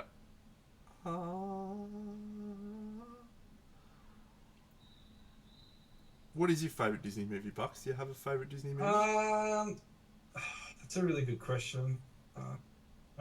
Favorite Disney movie. Let me have a think on. I can. What about we do favorite Disney songs to start with? Is that all right? That's fine. Yeah. So the first couple that I can think of, I think Moana's song Yeah, yeah, Moana's was an absolute smash hit, mate. Moana was fucking yeah. magnificent. I think for fun, a song that people would always say I love is the Jungle Book. Um, is it the Man Thing song? Yep. Yeah, but I love the Christopher Walken one from the live action. I think it's just an absolute leg slapper.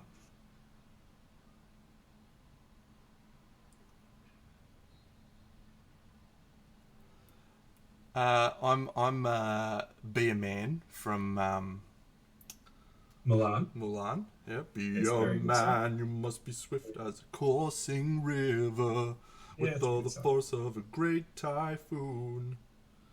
And yeah, both of the Moana songs actually were, well, there's a lot of them in that one that are Yeah. good, but the one at the end when she finds herself, great.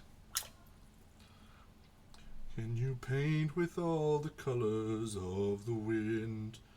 I think I don't know if I told you this, but when we travelled overseas in Europe, with my family. It was a 13-hour drive. We drove from Salzburg in Austria all the way to Berlin, and we played Disney soundtrack the whole way. Now that was That's fine brutal. for me and my sister and my mum. However, my poor brother-in-law, fucking hell, Hated it. oh, he did not grow up at Disney's at all, and here he is Yeah. just listening to it all the time. Poor guy, he had a rough What a time. champion. He Yeah. took it for the team. He did take it for the team. He took it last night for the team as well when we played some board games. Oh, did you give him a pantsing? Well, I didn't, but that was because I played by the rules. He didn't. Hey, I'm gonna put everything in this diorama together, and I just want to remind everyone that if you go back and have a look on stream, I was assembling this on Monday. Last week. Yeah, this is 1 week's worth of work. It's 4 hours worth of work. Fuck off, idiot! I said it was between 5 and 15. I said it was between 5 and 15. You said more like 5. This guy. You're a dickhead. This guy stitching me up.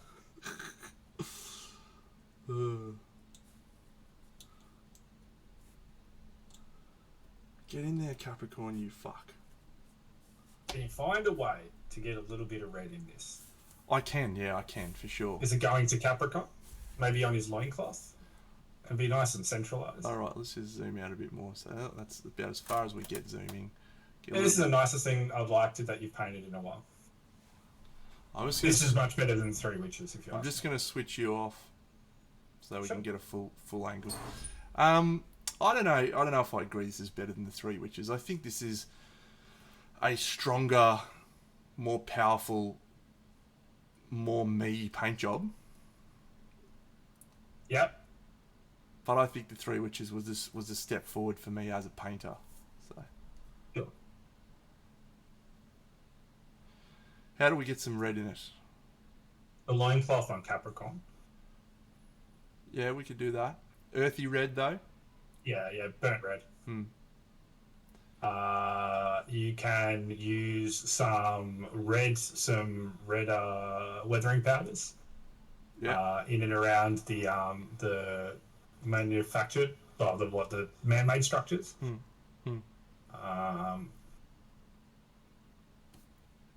So- You may need to find a way to put a little bit of red into the pieces on either side. One way you could do it is you could do the handle on the sword red, and then you could do the straps on the. She's got a on little the- gemstone there which I can do red. Yeah, you could do that red. You could do the handle like a dark red, Yeah. so that it doesn't detract the eye, and then you could do the straps on the centaur guy as red as well. In the same, do all the straps like it's made from the same material on each person. Can you paint with all the colours of the wind? Have you ever listened to Can I just tell you right now? I literally have zero motivation and inspiration to paint display. I'm Haha. not used to that. G'day, Wes. You have no inspiration to paint right now? Paint display right now, and I'm not used to that. That's interesting.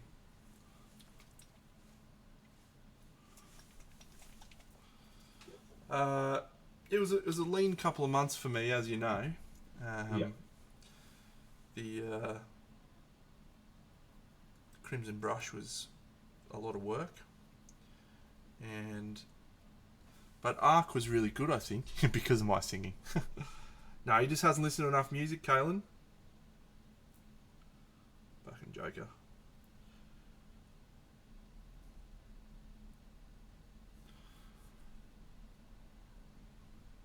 Oh, Timbo actually said that joke already. That's a real shame for me. So something quite candid, yeah? And I don't want anyone watching to come off as ego or first world problems or anything like that. But when Natalia was out here, she mentioned something to me that kind of resonated, and that's that sometimes if you have too much success early on in your career doing something, it can impact you later on. and I'm concerned that that might be happening a little. Well, I can help you with that Yeah. What? because you haven't had any success. Yeah. What are you measuring success by? Well, I mean, if we're talking about like results at events. Yeah, you've won a couple of golds in the smallest fry fucking Yeah. situation in Yeah. Australia, mate. Yeah. That's all I can enter at this point in Winning time. a gold. I'm not going to say that joke because it's very very bad. I'm going to mute the microphone. I can't. I got to say this joke to you at some point. I got to tell you. To me. Yeah, it's just Yeah. it's a fucking hilarious joke, but I won't say it on here because it's wildly inappropriate. I think you're wrong with your statement. No, I'll tell look, you why you're wrong. you've definitely had success, mate, and I acknowledge that Yeah. you've been very successful. I don't think that it is going to impact you because I don't think you're driven by Yes. that. Right? I think you're driven by the journey. Yeah, sure, I agree. But I'm also susceptible to letting thoughts like this roll around in my head. And that's one of my flaws, you know what I mean? Is that I maybe shouldn't entertain things as much as I do at times. And Yeah, that and can get in the way. this is where the Deno school of thought is the superior method, mate. Just don't feel anything, and then you're fine. Does anyone know a clinic where I can get neutered for feelings? If I only had a heart. What's this? If you were driven by how I see you, you'd retire because you've arrived. I'm successful in your heart. You're so vain. Yeah.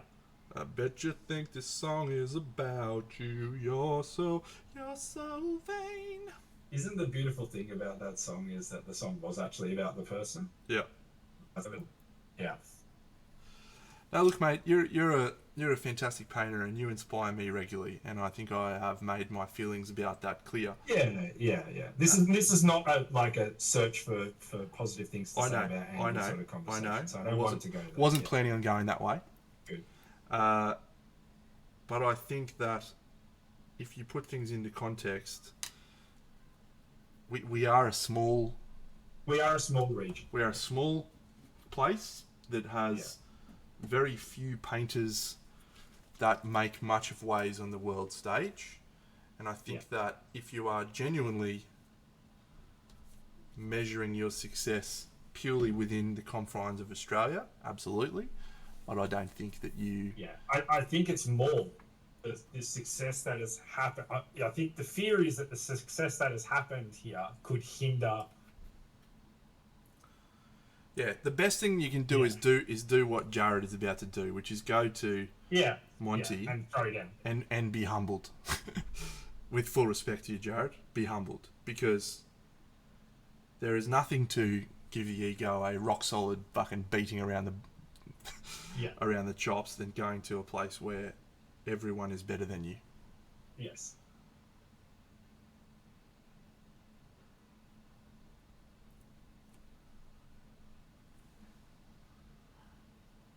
Yeah, it was just an interesting conversation that we had, and I was like, "Fuck, am I susceptible to this?" When we were having the conversation, and I guess I've just entertained the conversation a few times in my head. I just thought it would be an interesting one to have. Yeah, I think everyone that has success early, and I'll explain why I think that is, right. It's because you then think that you can achieve it without putting in the work. Yeah. You think that it doesn't actually require effort. You just have to show up. And as soon as you have that mentality of I don't need to work hard at this, you lose the thing that either made you great in the first place, or you lose the thing that is driving you and inspiring you anyway, which is just the actual act and the process of doing it. You know, I hope you're inspired by my approach to painting in some regards, which is that it's not about what you achieve at the end. It's about this moment right now where you're having a fun time painting your little soldiers. For sure. And so if you can stay dialed in on that music, and listen to some more music. Well, also, let's be real. We had a tough week this week. You and I had a tough week this week. We had some tough things happen. That's a bit sad. If we go back to the start of the week and the transportation of certain things. That's tough for you. I haven't thought about it since. Yeah, sure.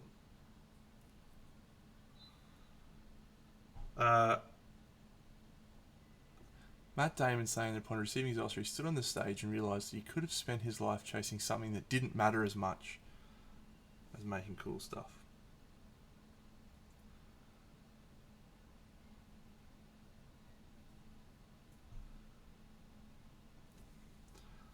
I think the lesson for all of us is that it's the journey and not the destination.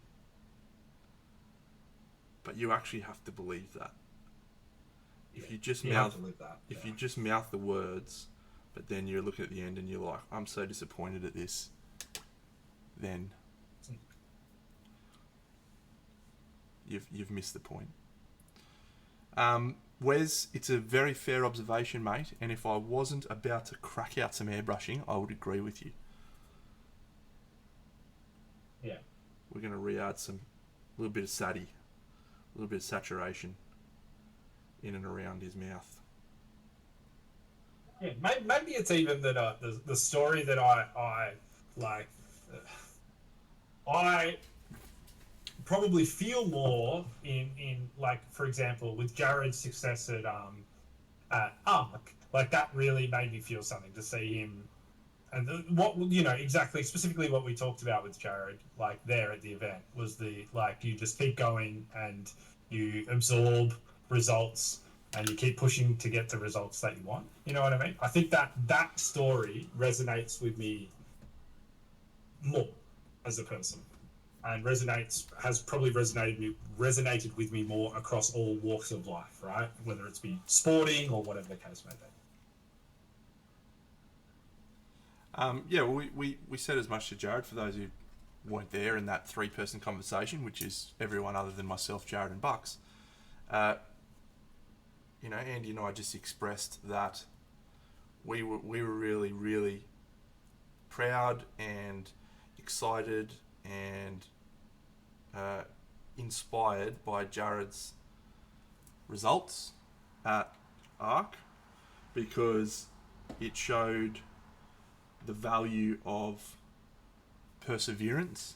It showed the value of hard work. Tenacity.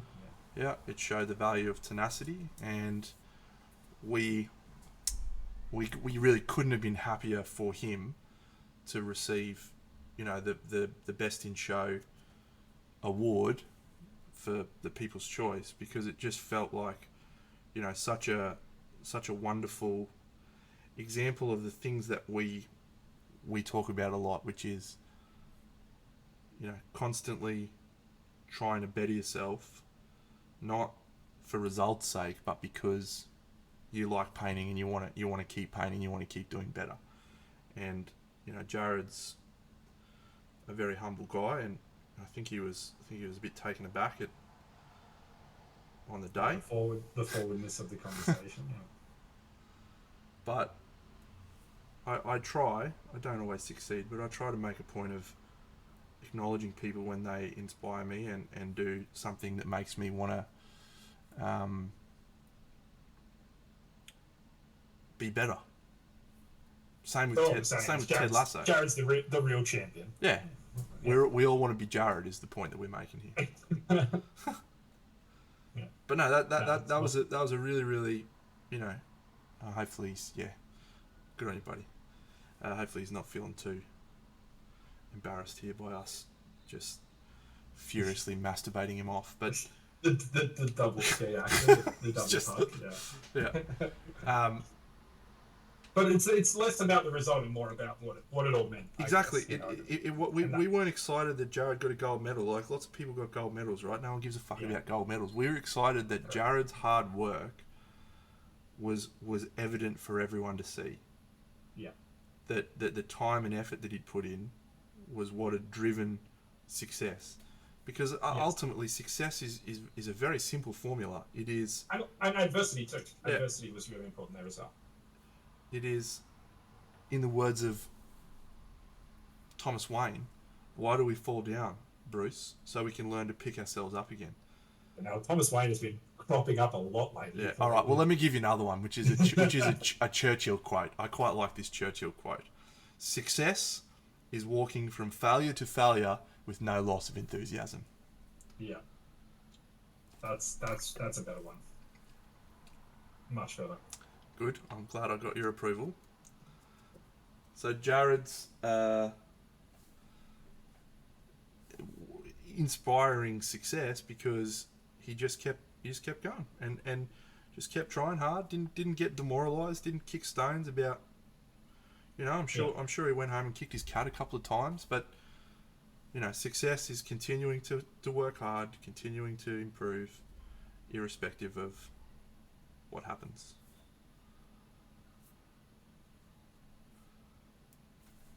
And 100.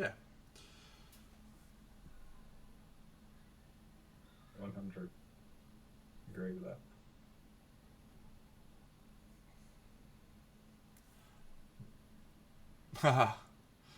You're gonna have a scarily inspiring time at those two events, buddy.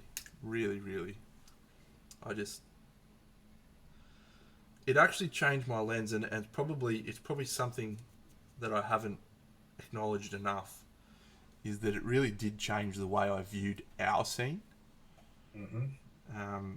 And probably why I was a little dismissive of Andy's achievements before is because I have been to those events and I have sort of seen how embryonic we are. Yeah, we're young.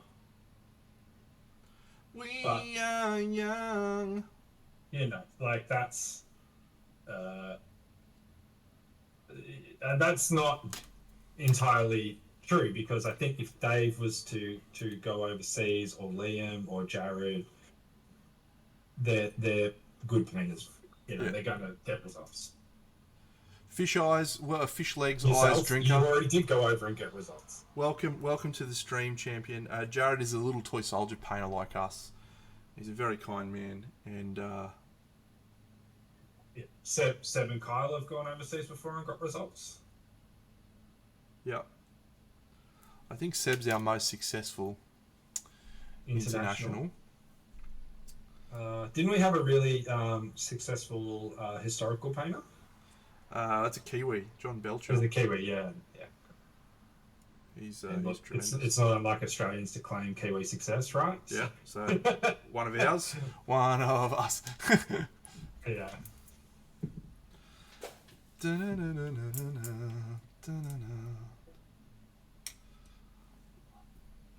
Let's go a little bit of this gear. Anyway, what a stream. We've been deep in the fields tank tonight. Yeah. Lucky Big Cocky's made fun of me for it. And that's okay. Oh, bully. So, Bucks, here's my point, right? I've been painting this guy for 2 hours. Yeah. And I reckon I got maybe an hour and a bit more in him. And I could have him at the same level as that.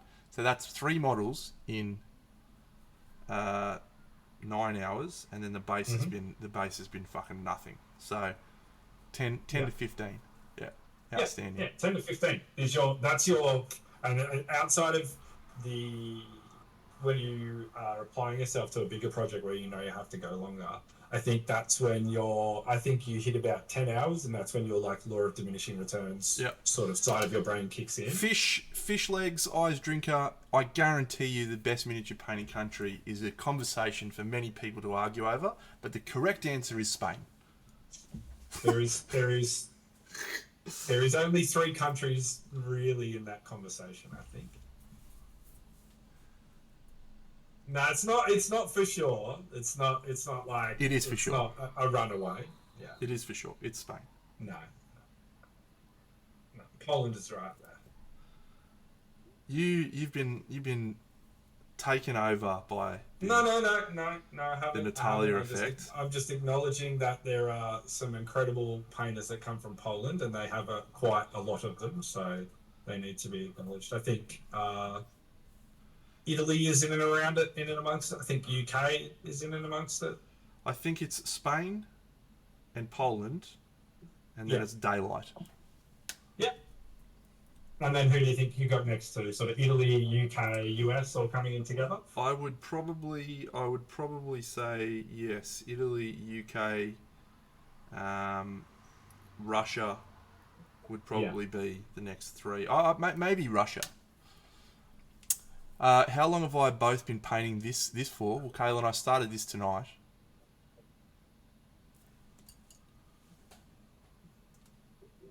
So I started this tonight, and if you recall last week, this one was being assembled last week.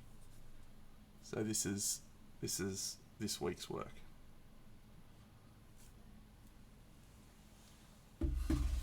So, no Fencity. What's your ranking? Just go. Spain, 1. Spain, Poland, Russia. Shit. Next 3.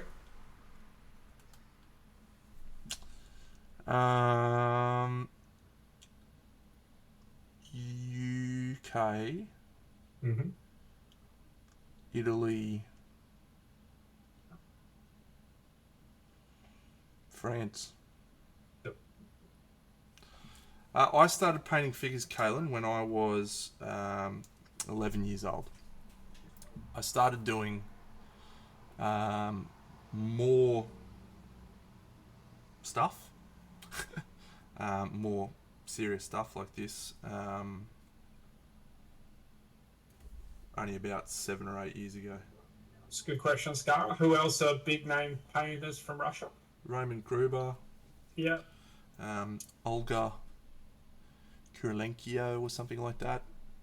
I can't pronounce Russian names, but there's actually a number of Russian painters that don't really get a lot of You can just sort of say that that's like Russian regions, because you have some Ukrainian painters that are super sick too. Particularly, and I mean, obviously, they're not a part of Russia, but that part of the world is, yeah. Particularly in the historical field, like there's a chick called Julie Wera, I think she's from St. Petersburg. She's awesome. So yeah. Well, they've been in a war, Jared. Yeah. And that said, Kirill dropped probably one of the best pieces of the last 2 years, what, a week ago or something? Oh, shit, man. That's just fucking gold. You show yourself out. Yeah, we give you all of these props, and then you do us like this, Jared. Yeah. Yeah, Kirill's latest piece is astounding. Phenomenal. Fish legs. We talked about entering competitions and being disappointed a little earlier, mate. And our overall perspective was, don't be disappointed. Just use it as fuel for inspiration. Yeah, absolutely. And set realistic expectations. Yeah, goal setting is super important. Yeah. I think I've talked about that Yeah. in the Psychology of Miniature Painting, a wonderful article that I wrote. How long have you been painting for, Bucks? You're sort of similar to me in that you were painting. I'm a weird one. I've been around painting and adjacent to painting for the last, in total, probably 20 years. But I spent 10 of those years probably much more not actually painting at all. Yeah. Yeah, that's probably the best way to sum it up. We did not do the beginner's tips. If that person is still around and would like to do some tips, send us a figure or... that's a wonderful comment from Kaylin. We do learn more from our failures than triumphs. Well, Wes, I can only speak for myself, and I think I don't go to a show thinking that I'm going to win or trying to win, really. I think this was directed at me, mate, because it's about being at the top end. Ah, yeah. Sorry, mate. just off the top of my head, how many medals have you won in the Masters category at Monty? How many gold medals did you win at the last painting competition we went to? I don't recall actually entering anything that was good, so don't think it matters really. Look at this. The rivalry builds. What Also, great choice on the red. What about that time that I brought a piece down that was clearly the best thing there that I wasn't allowed to enter? Do you remember that? What about that time that I lobbied literally last night to make sure that that's a potential entry next year for you? What a dickhead. Don't confuse your supporters with your adversaries, my friend. Mate, there's a wonderful saying I like, keep your friends close. No, I think Trent's right. Well, to add to it, Wes, after we've memed each other for a good 5 minutes there, I think when you competing probably more at the pointy end, I think it's less about whatever medals are won, because I think at that point you know that anything could go any given way on any given day. But I think it's maybe the acknowledgement of your peers that you kind of look for a little bit. Yeah, it absolutely is. You know, using that exact example, you know, Eric went to Monty knowing that he'd done something he was super proud of, and I think that he would have been looking for the acknowledgement of his peers, and everyone, you know, obviously would have acknowledged that. Winning a a best in show or a gold medal, you know, I think you work hard for it and you hope for it, but it's a subjective hobby, right? Like, on one day you could have a gold medal winning entry, and then at a next event, and a fantastic example of that is Roman,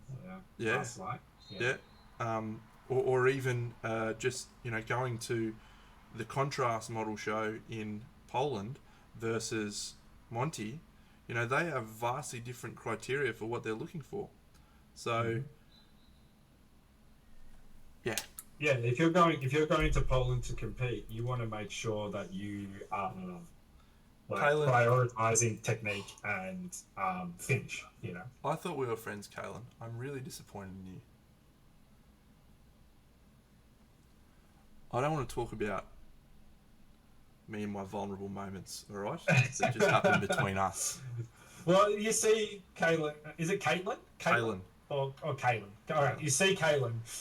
You have to delve deeper into the laws of Deno, because to lay any laurels at my feet is actually just laying them at his own, and he knows that. I accept.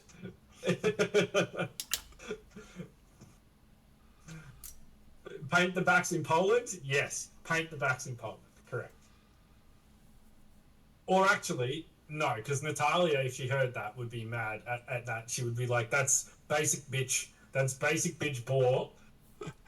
Not actually thinking about what she's talking about. So it's not paint the back. It's have intention as to why the back is not painted. I'm going to remember this moment, Kalen. It's the moment that our friendship ended. Yeah. Air him out, Caitlin. I mean, listen, Caitlin, he had mentioned all of this stuff to me as well. So it's okay. How dare you? Do I have to give half my medals to Deno? No, I'd give them all to him if he wanted them. Oh, thank you, buddy. If they would mean something to him, they would mean, I think, and I say this as respectfully as possible, but the physical thing doesn't, you know, it's not about that. Would you agree, Deno? I would absolutely agree, mate. I don't, I use this SMC example, right, a couple of times, because I walked down the following morning. It's quite a long walk from my room all the way down to the display halls after they'd done the judging. And I walked down and I was like, saying to myself, you know, Deno, I'm really proud of what you achieved, you know, with this piece. I think this is the best thing you've done. You really tried your heart out. You know, if you don't get a medal, that's okay, buddy, because, you know, you know that you put your best on the table, which is not something I could have said the previous one. The previous time I'd gone Can overseas. I add to that just quickly? Yeah. You can only have that thought and have like a purity to it if you know it to be true as well. Yeah. Like if you know inside yourself you just did the best thing you could do. Yeah. And that was genuinely how I felt. I was walking down there, I was like, you know what? if I don't get a medal here, I'm still just pleased, which is a really nice feeling, right? Because I know I gave my best. I got down there, and underneath my entry was a little card that said you've won a medal, and I ran back to the room to tell Rocket I was so excited. I took a photo of the card and I said, you know, it doesn't even matter what medal I won. No. Like and it did end up being a silver. Because you'd exceeded your own expectation, and that's like where the excitement comes from. But it was I'd already walked there and realised that I'd succeeded, and so everything else was just gravy. So what I felt in that moment was just a sense of satisfaction that I had set out to achieve something, which was paint the best thing that I could paint for this event, and I achieved that, and then that achievement was acknowledged by my peers, and that was also a really pleasing feeling that you know, people that I looked up to and respected and admired also felt that it was worthy of, you know, of me, because obviously a mithril sleepy saying a mithril and the well, it's for a display, wasn't it? Was it for a display? Was it for like no? It was just for that one. It was just for that one. Yeah.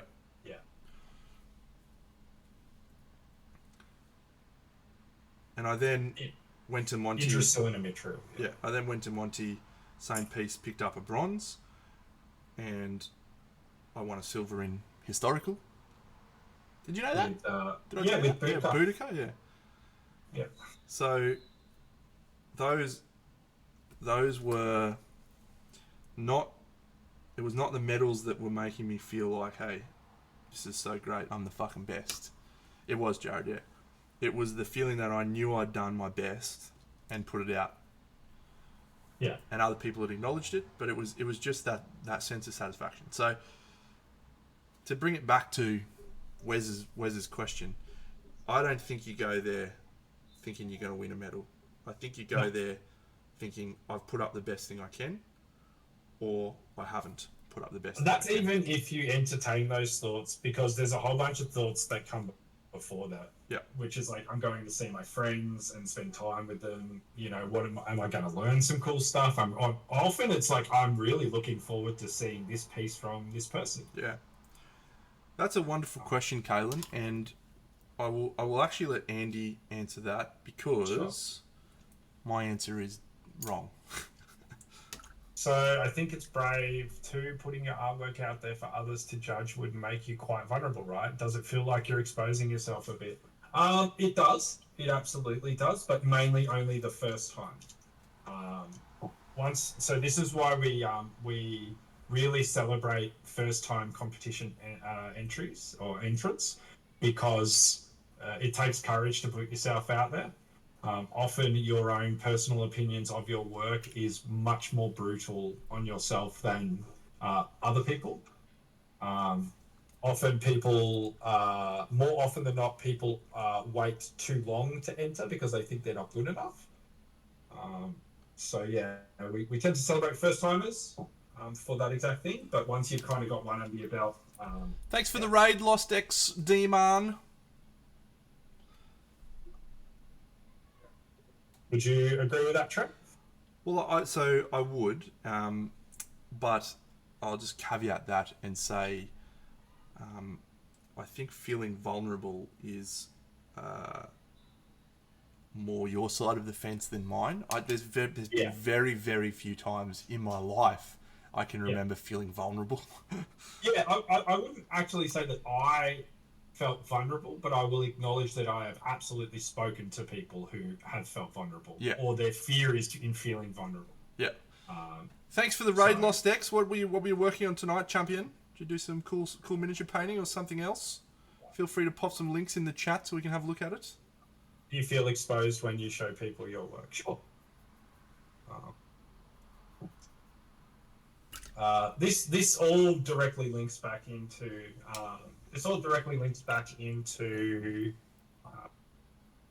two things. One that we talk about often and have talked about recently, which is that artists devalue their work and don't really have a perspective on what their worth is, their work is worth. Mm-hmm. That's a direct link. And the other one is probably fear of failure, right? Yeah, Kaylin, I would love for you to read a little article I wrote, because I think it would be helpful for you in your photography artwork.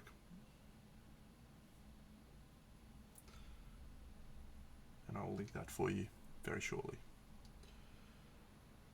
Called The Joy of Painting with Trent Dennison. Close. It's called The Psychology of Miniature Painting. Thanks, Lost.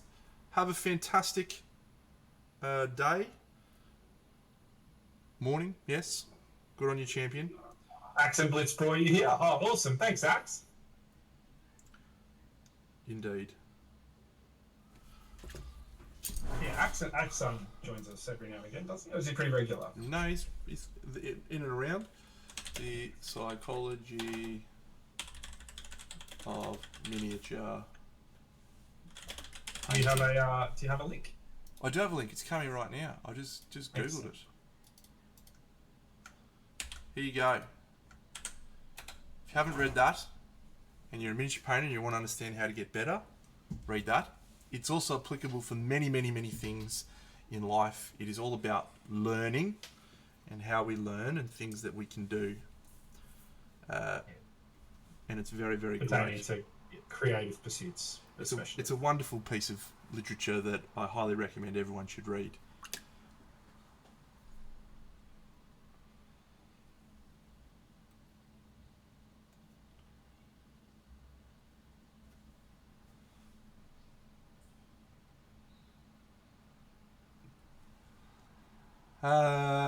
All right. Well, I think my painting for now. There's graphs in it. There has to be for the logical audience as well, you know. It's not about emotion.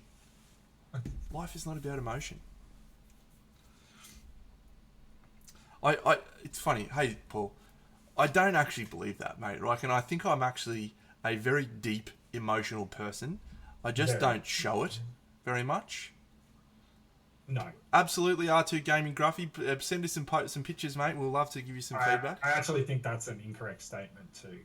I don't think it's that you don't show it very much. I actually think it's that you are calculated in how and when you show it, and to who. Yes.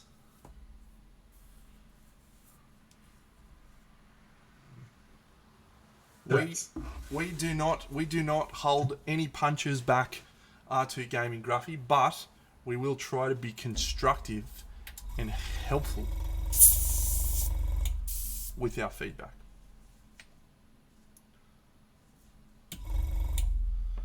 Yeah.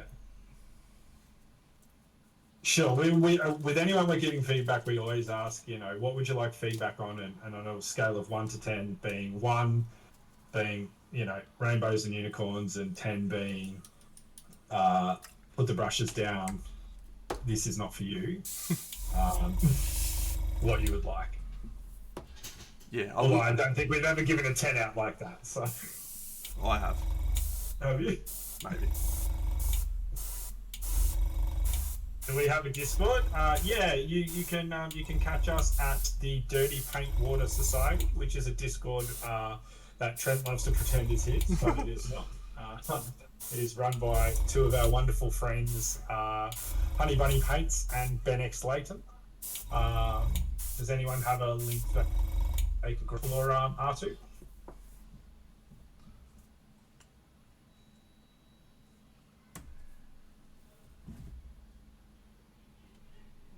It's a wonderful community over there. Yes, I've done a lot of great work to build that community up, and they're very lucky. No worries, to have me. Caitlin. Have a good night. See you, Kaylin. Talk to you tomorrow.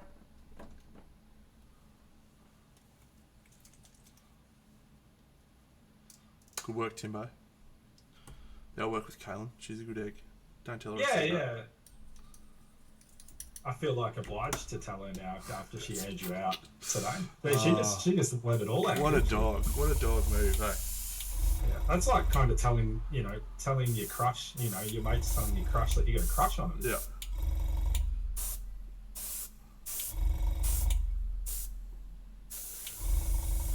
Some might say it leaves you feeling a little bit vulnerable, my friend. No. And that. Damn it! She's still here. No, No, look. So this is the thing. Entering your works into a competition, does that make you feel vulnerable? I think you have to dive deep down into why do you feel vulnerable, right? yeah, You feel vulnerable because you think you're not good enough, and you think other people are going to think you're not good enough.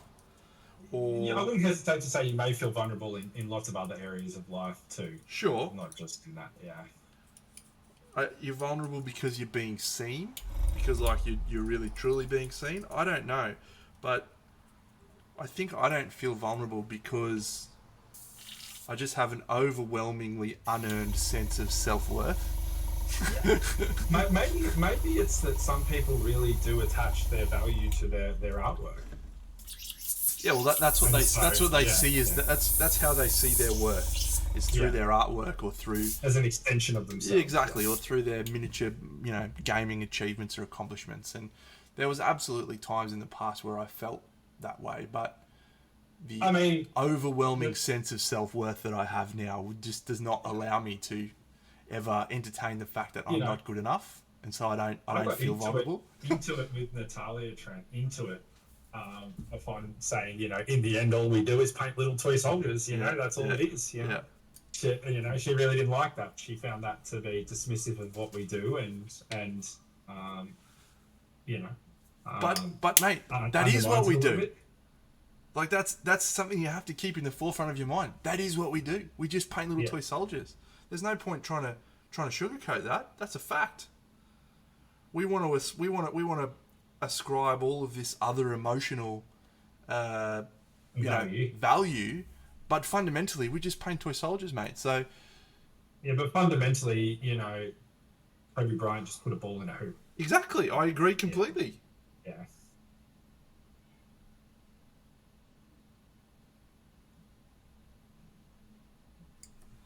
I mean, if you want to talk about stuff that's actually meaningful and actually, Well, makes a save difference, lives. right? Look at doctors, mate. They Yeah. go out there saving people's lives every day. How can we? Yeah, and they in a way they trade their own life to do it as well, Yeah. right? How can we sit here and be like, yeah, what we do is so important? It's not. We just fucking paint toy soldiers. And I think if you can actually reconcile that within yourself, that also helps you let go of, this Well, need. that would be a good thing to help you with the vulnerability stuff. Um, but could be detrimental if you're like preparing for a competition or anything like that. Because It could, yes. yeah, Let's have a look, Gruffy. I'm going to go and have a look in this Discord. I'm not going to be able to do it that way. I'm going to have to do it a different way. What a great article, by the way. Whoever wrote that's a fucking legend. a stud in the miniature painting world. Yeah, he's a fucking specimen. Alright. Let's just have a little bo peep in the old DPS.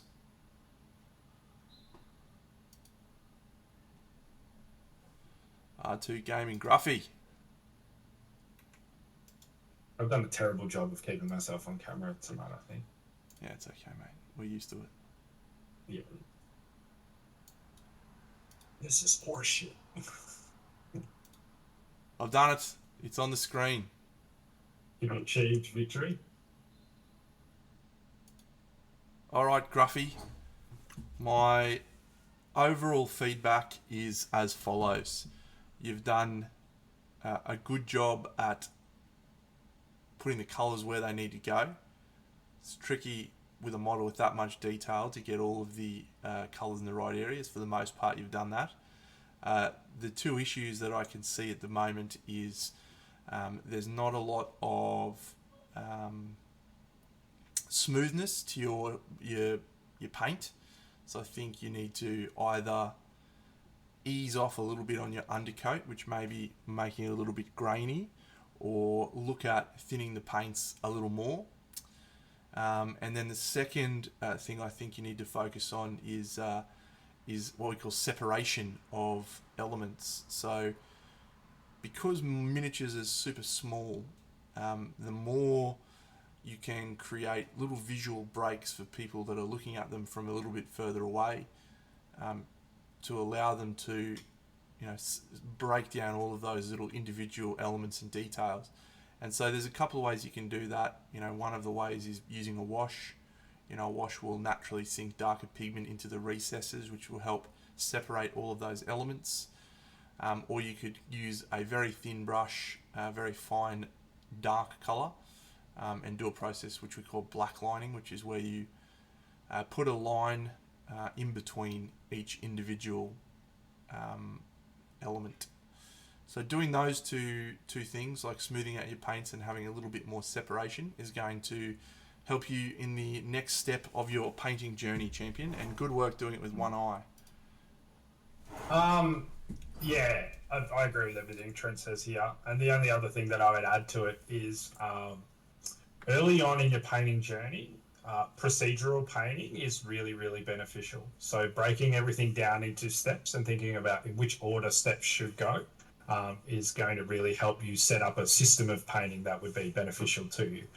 So a model like this one here, it looks to me like you've done like the gold colors first and then the red. Now, the challenge with this is that there is, 6 one way and half a dozen the other on teaching you which way is right. But on a model like this, I would say that you want to do your red first, because if you can't establish a really good even base tone to the core of the armor, it's never going to really get set up to look good. Scarra, I am finishing off a Khorne World Eaters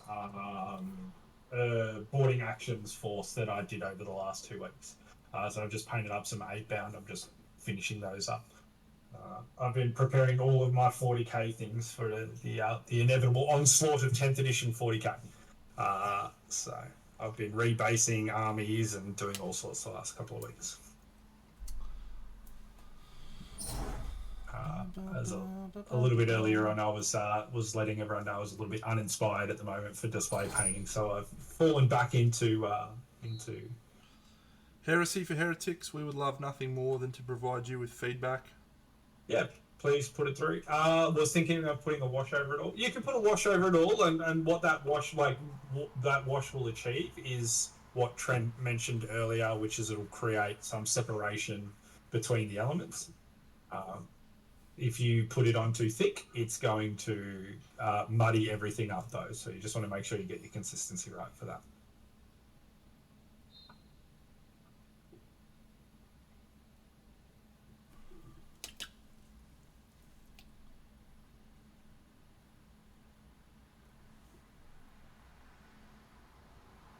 You're ready for your second. What is it? I can't see swear words. Does it say ass hole? It does. Yeah. Why can't you see swear words? Is I it don't know. filter I off? might have it. Yeah, I might have it on Twitch to be blocked for that.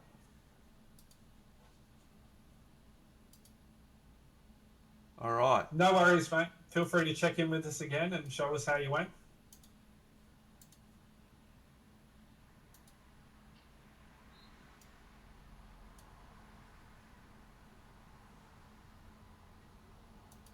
Alrighty. The Despoiler himself. An absolutely fantastic model. One of my favourites. So good, in fact, that I think I gifted this to you, Trent, last year. It's sitting right here, actually. Where is it? It's sitting right here. Assembled and ready for when the inspiration strikes. Look at him creeping on himself. Abigail the Destroyer. A bad man. I am going to go ham on you. So prepare yourself. Prepare your anus. Yeah. There's going to be a tearing of the noose. Are you following a guide? First question. This area down here, the the wing thing, is that true metallic metal? Or is that non-metallic metal?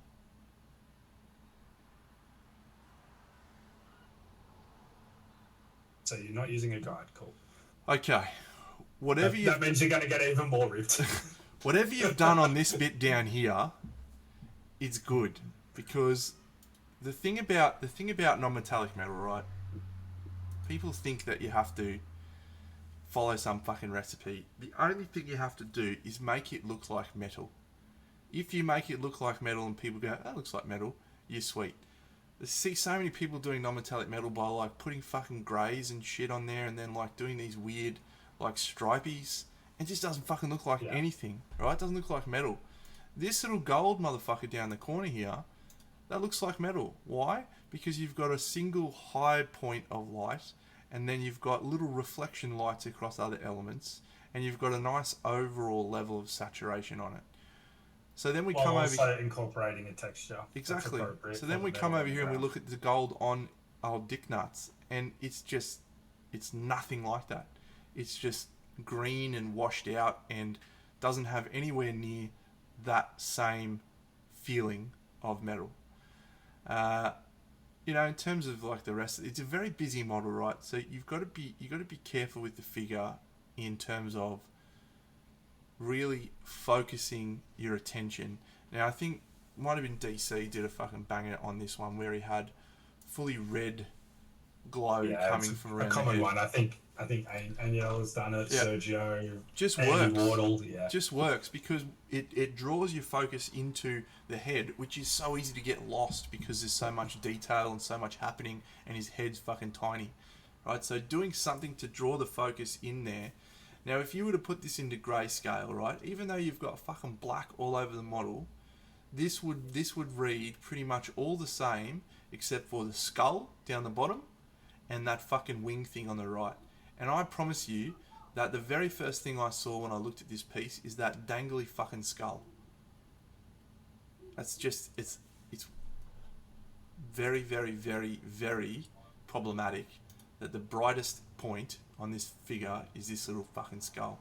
It needs to be the face. You need to draw everyone's focus into his face, and you need to create more metal looking metal on these elements. It's a lot trickier to do on these surfaces, right, because they're weird shaped. So I just think your color choices are off there. There's a trick to these weird shapes, and I was talking to DC about this the other day, just before ARC actually, because I had a weird shape on the commissar, and I'm like, what am I doing here, Dave? Like, this is I don't have enough time to study this. What's the answer? And he's like, it's the simplest answer that you already know, you idiot. Just highlight it. Sometimes on these surfaces, you can just get away with edge highlights because they are so small and finicky that that's the only way that our eye is going to perceive it as being metal. So like these little arrows and things like that, just pick a direction in which the light comes in on and then drop the light in. Look, both of these mingers are looking at you, Abaddon. Look, mate, you've done an okay job. It's not a bad paint job. It's a tricky model to do a great paint job. I'll say that. Yeah. It is a paint job at the moment, Yeah. If you finish this and you put this on the table, people would look at it and go, this is awesome. Yeah. But I have a feeling that's not what you want. Maybe you do. Maybe I'm wrong.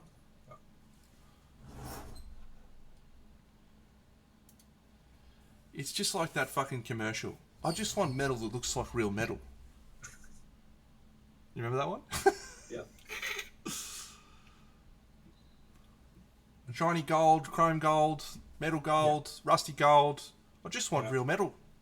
Yellow gold, white gold, rose gold.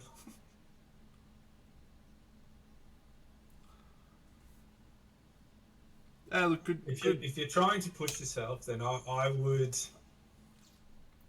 look at some other Abaddons and try to figure out some questions you can ask yourself on why those Abaddons are looking the way they are versus yours. We could even, if we've got time, Trent, we could go pull an Abaddon up We that's been could, painted really well and highlights but some of the key differences. we're not going to do that because Scarabos wants some feedback. Okay. Yeah. Drop it in, Scarab. Good to go. If we have enough time, we'll come back to it. Here is it.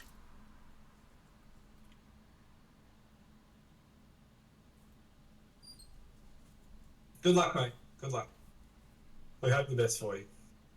Andy does hope the best for you. I hope for you to achieve your goals. I had a feeling it was in the finished projects. Is it this diorama? Okay, I have some feelings.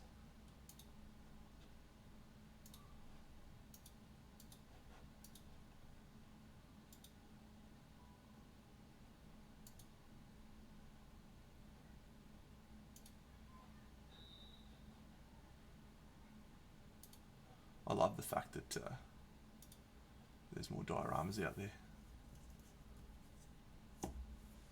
What an inspiration Big Dano is.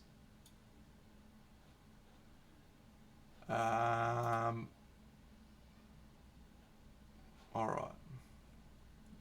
Scara, do you want it at an 8?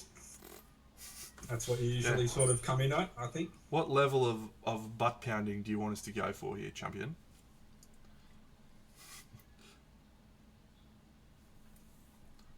We gave you a 7 last time. Would you want a 7 again, or do you want an up or down one?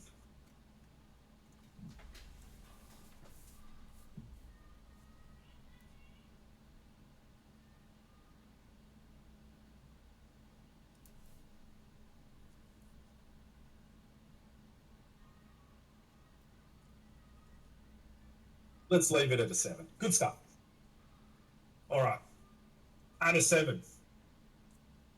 Well, you've completed a pretty big diorama, so that's a really good thing. These are not easy to do. They're challenging. They require you to paint a lot of models. They also require you to balance both how intricately you want to paint things with the law of diminishing returns. And on dioramas, getting that balance is a challenge. Would you agree, Trent, with that? I would.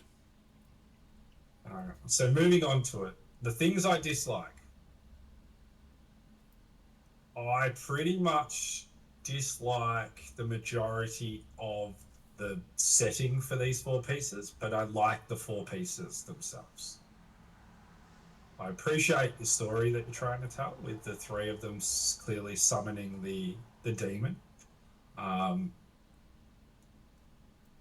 And I feel like you have gone, with the red skin, you've gone for something that's separated from them, but it's incredibly jarring for me with the rest of the piece. So much so that like that's all I look at. And if that's what you wanted me to look at, you've succeeded. But in a diorama, multiple focal points is beneficial, and can really add to like context and a bit of contrast across the piece too. I think the reason I have an issue with the background is that there is not enough detail on it for my liking. A lot of the wood panels are lacking texture. You have got light source elements that are reflecting in other, like, so we've got sorcerer, necromancer holding another one holding fire. We've got a staff glowing green. We've got all of this green influencing the summoning point. And then I look to the back and I see the flames, and those flames are not interacting with their surroundings in any way, shape or form. And this is something that I want to actually drill people with. If you are going to do OSL, then you have to do OSL consistently across the whole piece. You can't just have one glowing element glow and then other glowing elements not glow that are glowing. It completely breaks the immersion of the piece. Of disbelief. Sorry, what was that, Trent? You broke up for me. No. I was agreeing with you. I was just saying, suspension of disbelief when you're talking about OSL. what could have been a better color choice for the skin? Um, the color choice itself might not be the problem. It might be the level of saturation that you've chosen to have on it. Or it might be that red appears nowhere else from what I can see on the rest of the piece. Um, it is like every time I look away and then look at it, and it's the number one thing you see. So again, if you wanted that, you've achieved that. So we can say that if you're dabbling with focus, you have achieved focus. However, uh, focus requires some nuance in how you do it. You might have gone a little bit overboard here. Um, Elements that I like that you've painted, I love the shield. I think that looks really cool. I like the way the light's interacting with the shield from the ground. Super cool. Uh, some of the metallics on the lead guy are pretty decent. The other three are just so lost for me. They're just so lost by being able to mainly only look at the middle guy. So I don't think the photography is the problem, Scarabost. Let's be real here, mate. It's not the photography that's causing the focal issues. It is the fact that it's the red guy. Let me talk a little bit about composition because I won't say it's my bread and butter, but I definitely think that I do a lot of dioramas, and so I have a pretty good sense of things. So the one thing that makes this not feel very good to me is that you're telling a story, but you've got so much space on this diorama that isn't contributing to that story. You've got three summoners that are all at varying points, and I'll come back to another thing in a second, but they're all at varying points around the figure, and then there's all of this other space with this barn or whatever it is that isn't actually contributing to your story. Right? It's not adding value to what you're trying to tell. So it's actually been one of my own issues with my own dioramas is I haven't felt like I've told the story in as compact a way as I can, because you want every piece of the composition to be adding value, right? Because if it's not, like all it's doing is you're putting time and effort into something that isn't helping. Now that doesn't necessarily mean that you need every part of the piece to have detail, right? It just needs to add value. So there is value in negative space. There is value in texture versus smooth. There is value in high contrast versus less contrast, because all of these things drive you towards what you want people to look at. So I'm just going to use this one that I'm working on at the moment as an example, right? If we look at the base of this thing, and we compare the level of painting of the base to this guy, right? You can clearly see that I've put more focus onto the painting of this guy because he's the focal point. I want you to be looking at him. Now, I'm going to continue to do a little bit more work on this, but this guy stands out from the base because that's what I want you to see. Now, with your diorama here, you've got a couple of things that are working for you, right? You've got a lot of flat wall, which means your model is standing out. But the problem is the model's getting lost inside how much fucking flat wall there is. The second observation about composition I want to talk about is height. So I really like that you've got a second tier to this piece, but if you look at, again, a lot of the compositions I do, I tend to work on multiple heights and multiple depths. And you got two dudes in this that are at the same depth and the same height. And what that does is it makes it feel a little bit forced.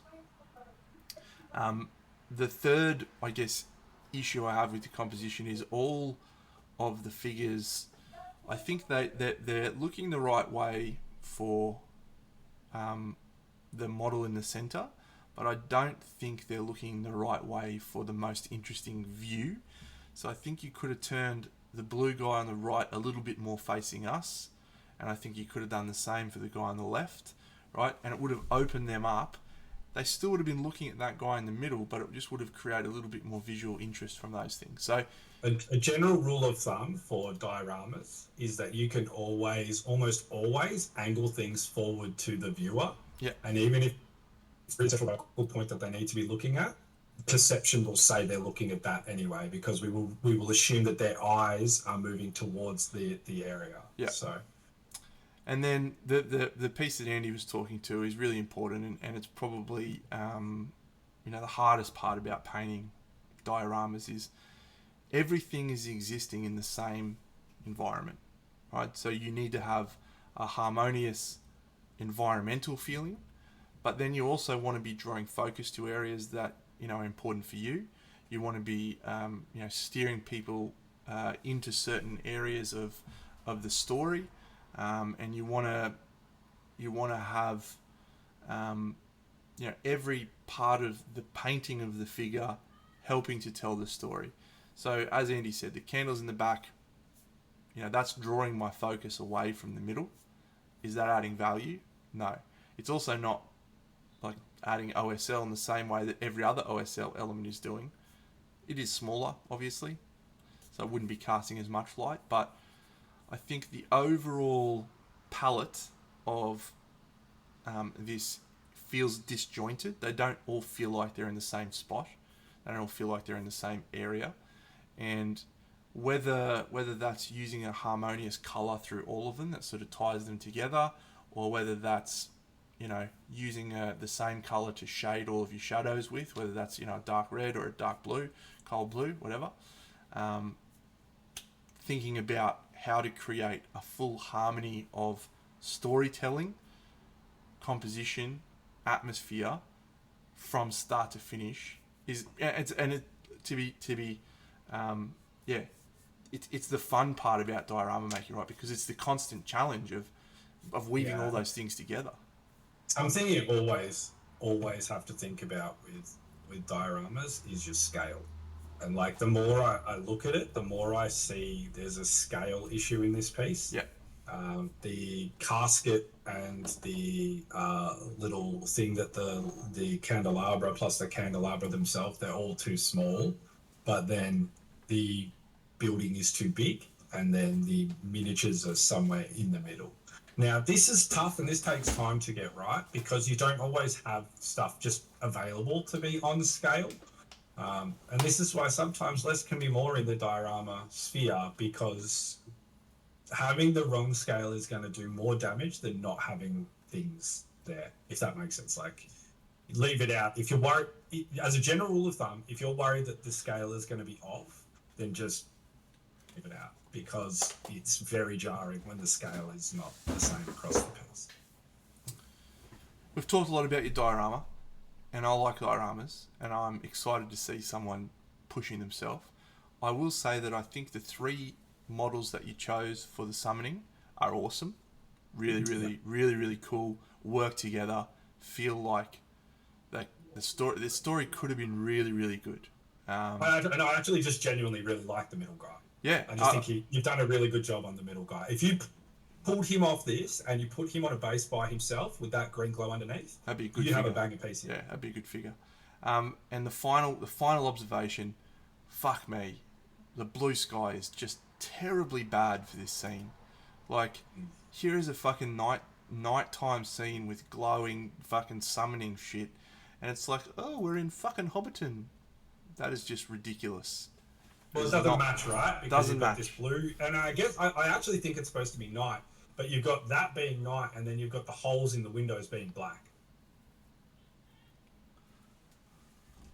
Yeah, that's a terrible mistake in my opinion. But it's so cool to see you stretch yourself, right? And I know, Purple Alice, we do have a Discord. Yes, someone posted it just up before. Sorry, we were just chatting away. We do, we do talk a lot of fucking aggressive stuff there, but mate, it is an achievement to put together a diorama of any size, let alone one with 4 figures in, something of that scale. That's a tough job, mate. I'm super impressed that you managed to pull it all together. You know, I hope that it was something that made you inspired to want to do more. Maybe it is. Maybe you've I think walked always away and gone never again. if you want, if you're pushing for feedback and pushing to get better, I'll always commend the person in the room that gives us something to look at that has 15 or 16 talking points on it than none at all. Yeah. Right. And you gave us a huge amount to talk about there and offering feedback. And I hope that you can take some value from that. And I think if you can harness some of the things that we've chopped out today, I think you're going to go get some really, really solid results for your next one that you try. Because you're not as far away. It might seem further away, but you're not as far away as you think. Agree.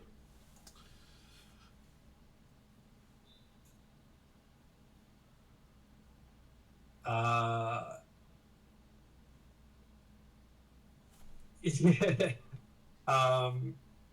Maybe it's not about reaching as far or as short, but just changing the focus.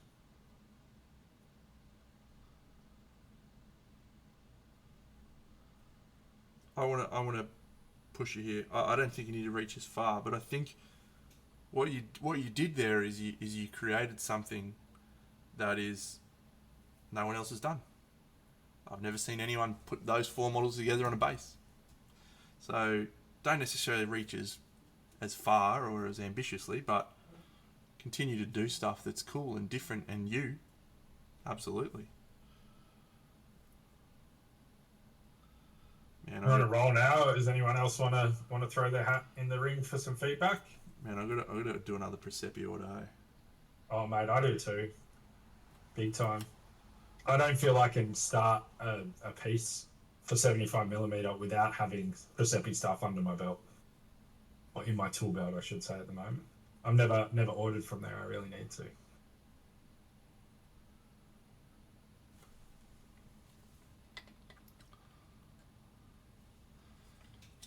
Purple Alice, if you just scroll up, we did a Discord invite not long ago for the Discord.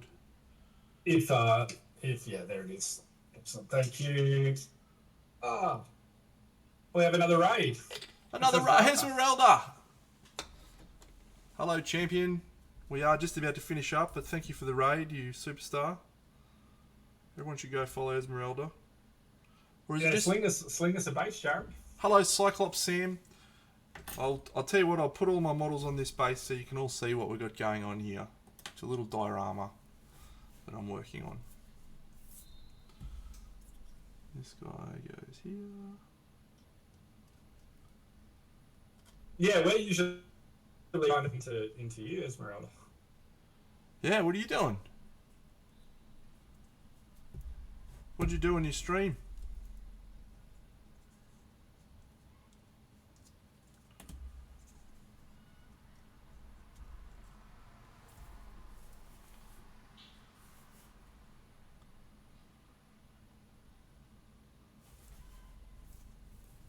Here's my diorama. I'm just going to get rid of Bucks. Get rid of me and zoom it out a little bit if you can. So. We're going to zoom out? Yeah, we do. There we go.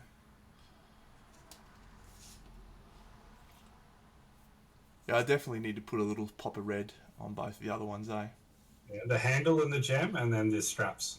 And then the bottom rimming on his underpad thing that he's got, his tunic thing. That little line across the bottom. It's black right now. Yeah, maybe I'll do that red, but I might put the red into his hair, make his hair red. Mm. You could also change it and do his shawl red. Oh no, that leads into the cloak. You can't do that. You'd have to repaint the whole cloak. Yeah, her gem will be sufficient for her, I think.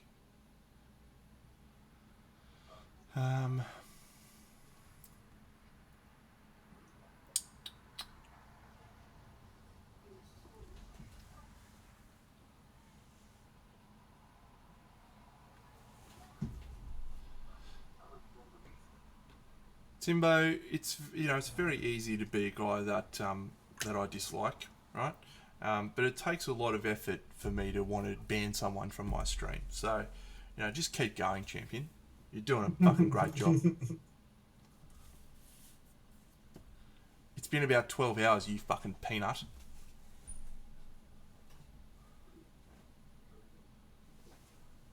Uh, let's bring up Jared's base in the TSB, Jared's base. up Look. above us in general.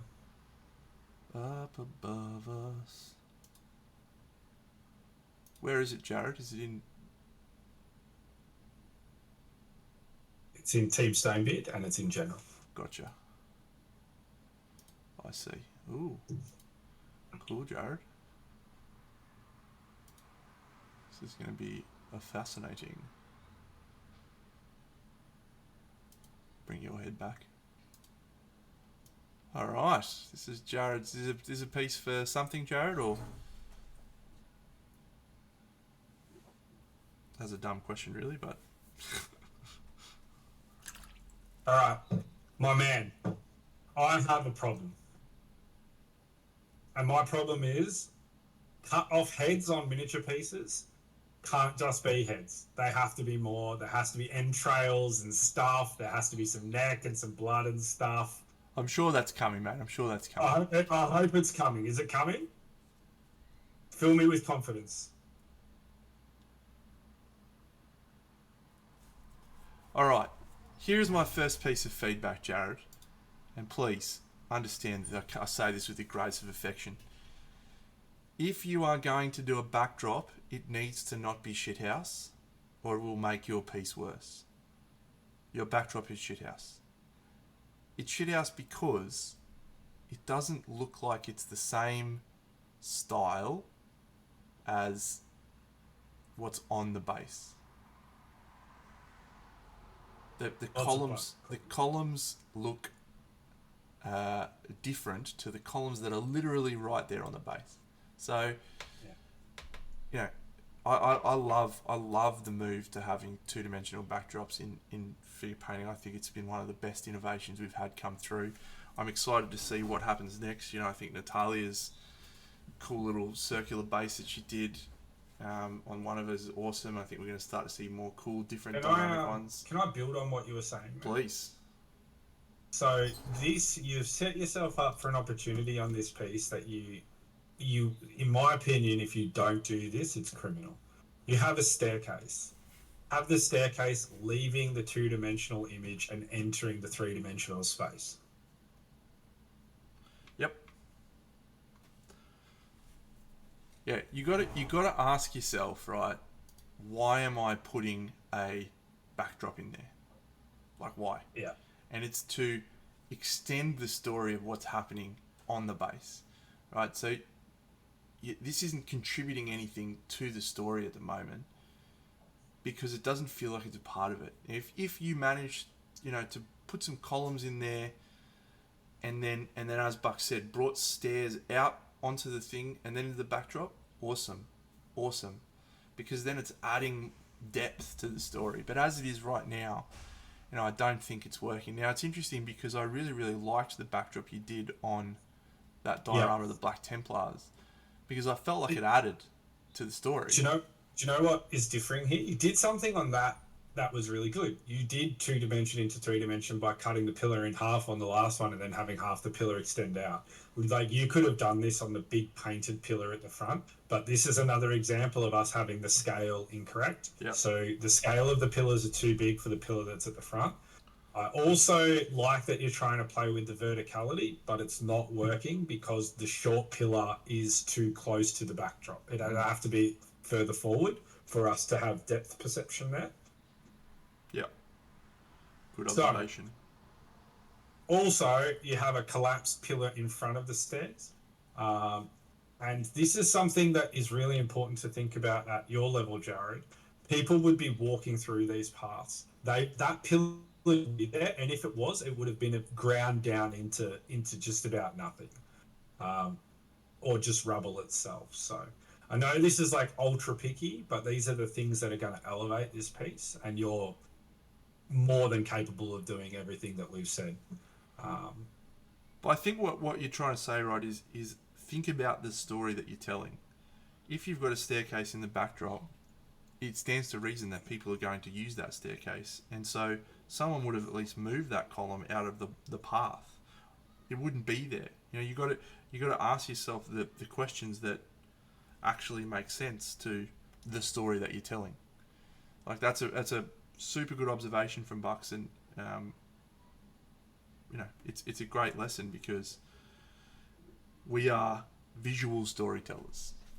We are trying to communicate a moment in time, a frozen moment in time, and when something doesn't make sense in that frozen moment in time, we register it unconsciously, and And it makes us feel weird. sometimes that's why people don't like things, but they can't put their finger on why. But it's because the immersion is broken because of something, and it's usually like painting. It's usually like colors. We're like, well, that color doesn't feel right. It doesn't belong there, because in real life, colors, sort of fuse together, and you don't often see something that's just red without that red influencing the other colors around it. That sort of thing. So, but sometimes it can be objects or spaces. Do you want more, Jared? Do you want us to keep going? Because I've got a couple of other points that I'd like you to think about as well.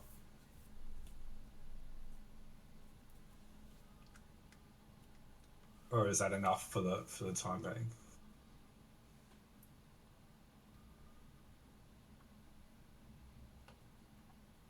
Go for it. Okay. You have to start thinking about the go to 11. All right, we're going to 11. All right. This one is a really hard one. Once I say this, you're never going to unsee it. And it's probably going to annoy you a little bit. Your sand grain texture is too big. It's too thick. You've ruined it. You've ruined it for him, mate. It's too thick, and again, I'm pressing you with this because I know where you're at and where you're going and where you want to go. You have to now be thinking this stuff. So it needs to be much smaller to be in scale with the piece that you're doing, which leaves you with some options. You can water down texture paints and then use water down texture paints and then use what are they? Why am I drawing blank right now? I'm literally looking right at them. Powders, weathering powders to create a look.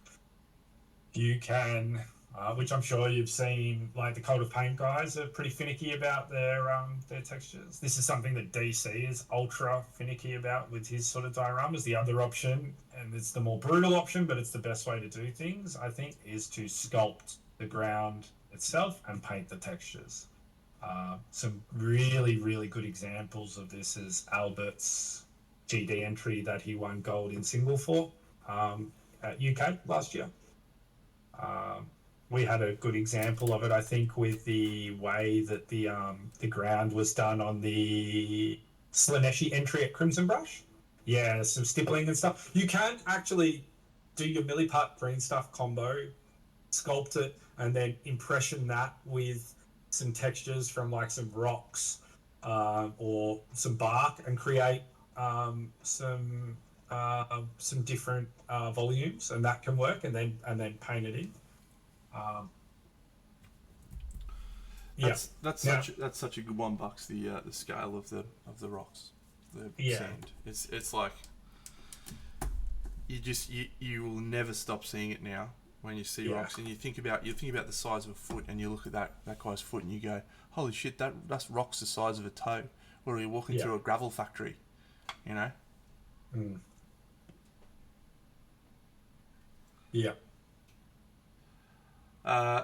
It's time. It's time to call it a day, Buxo.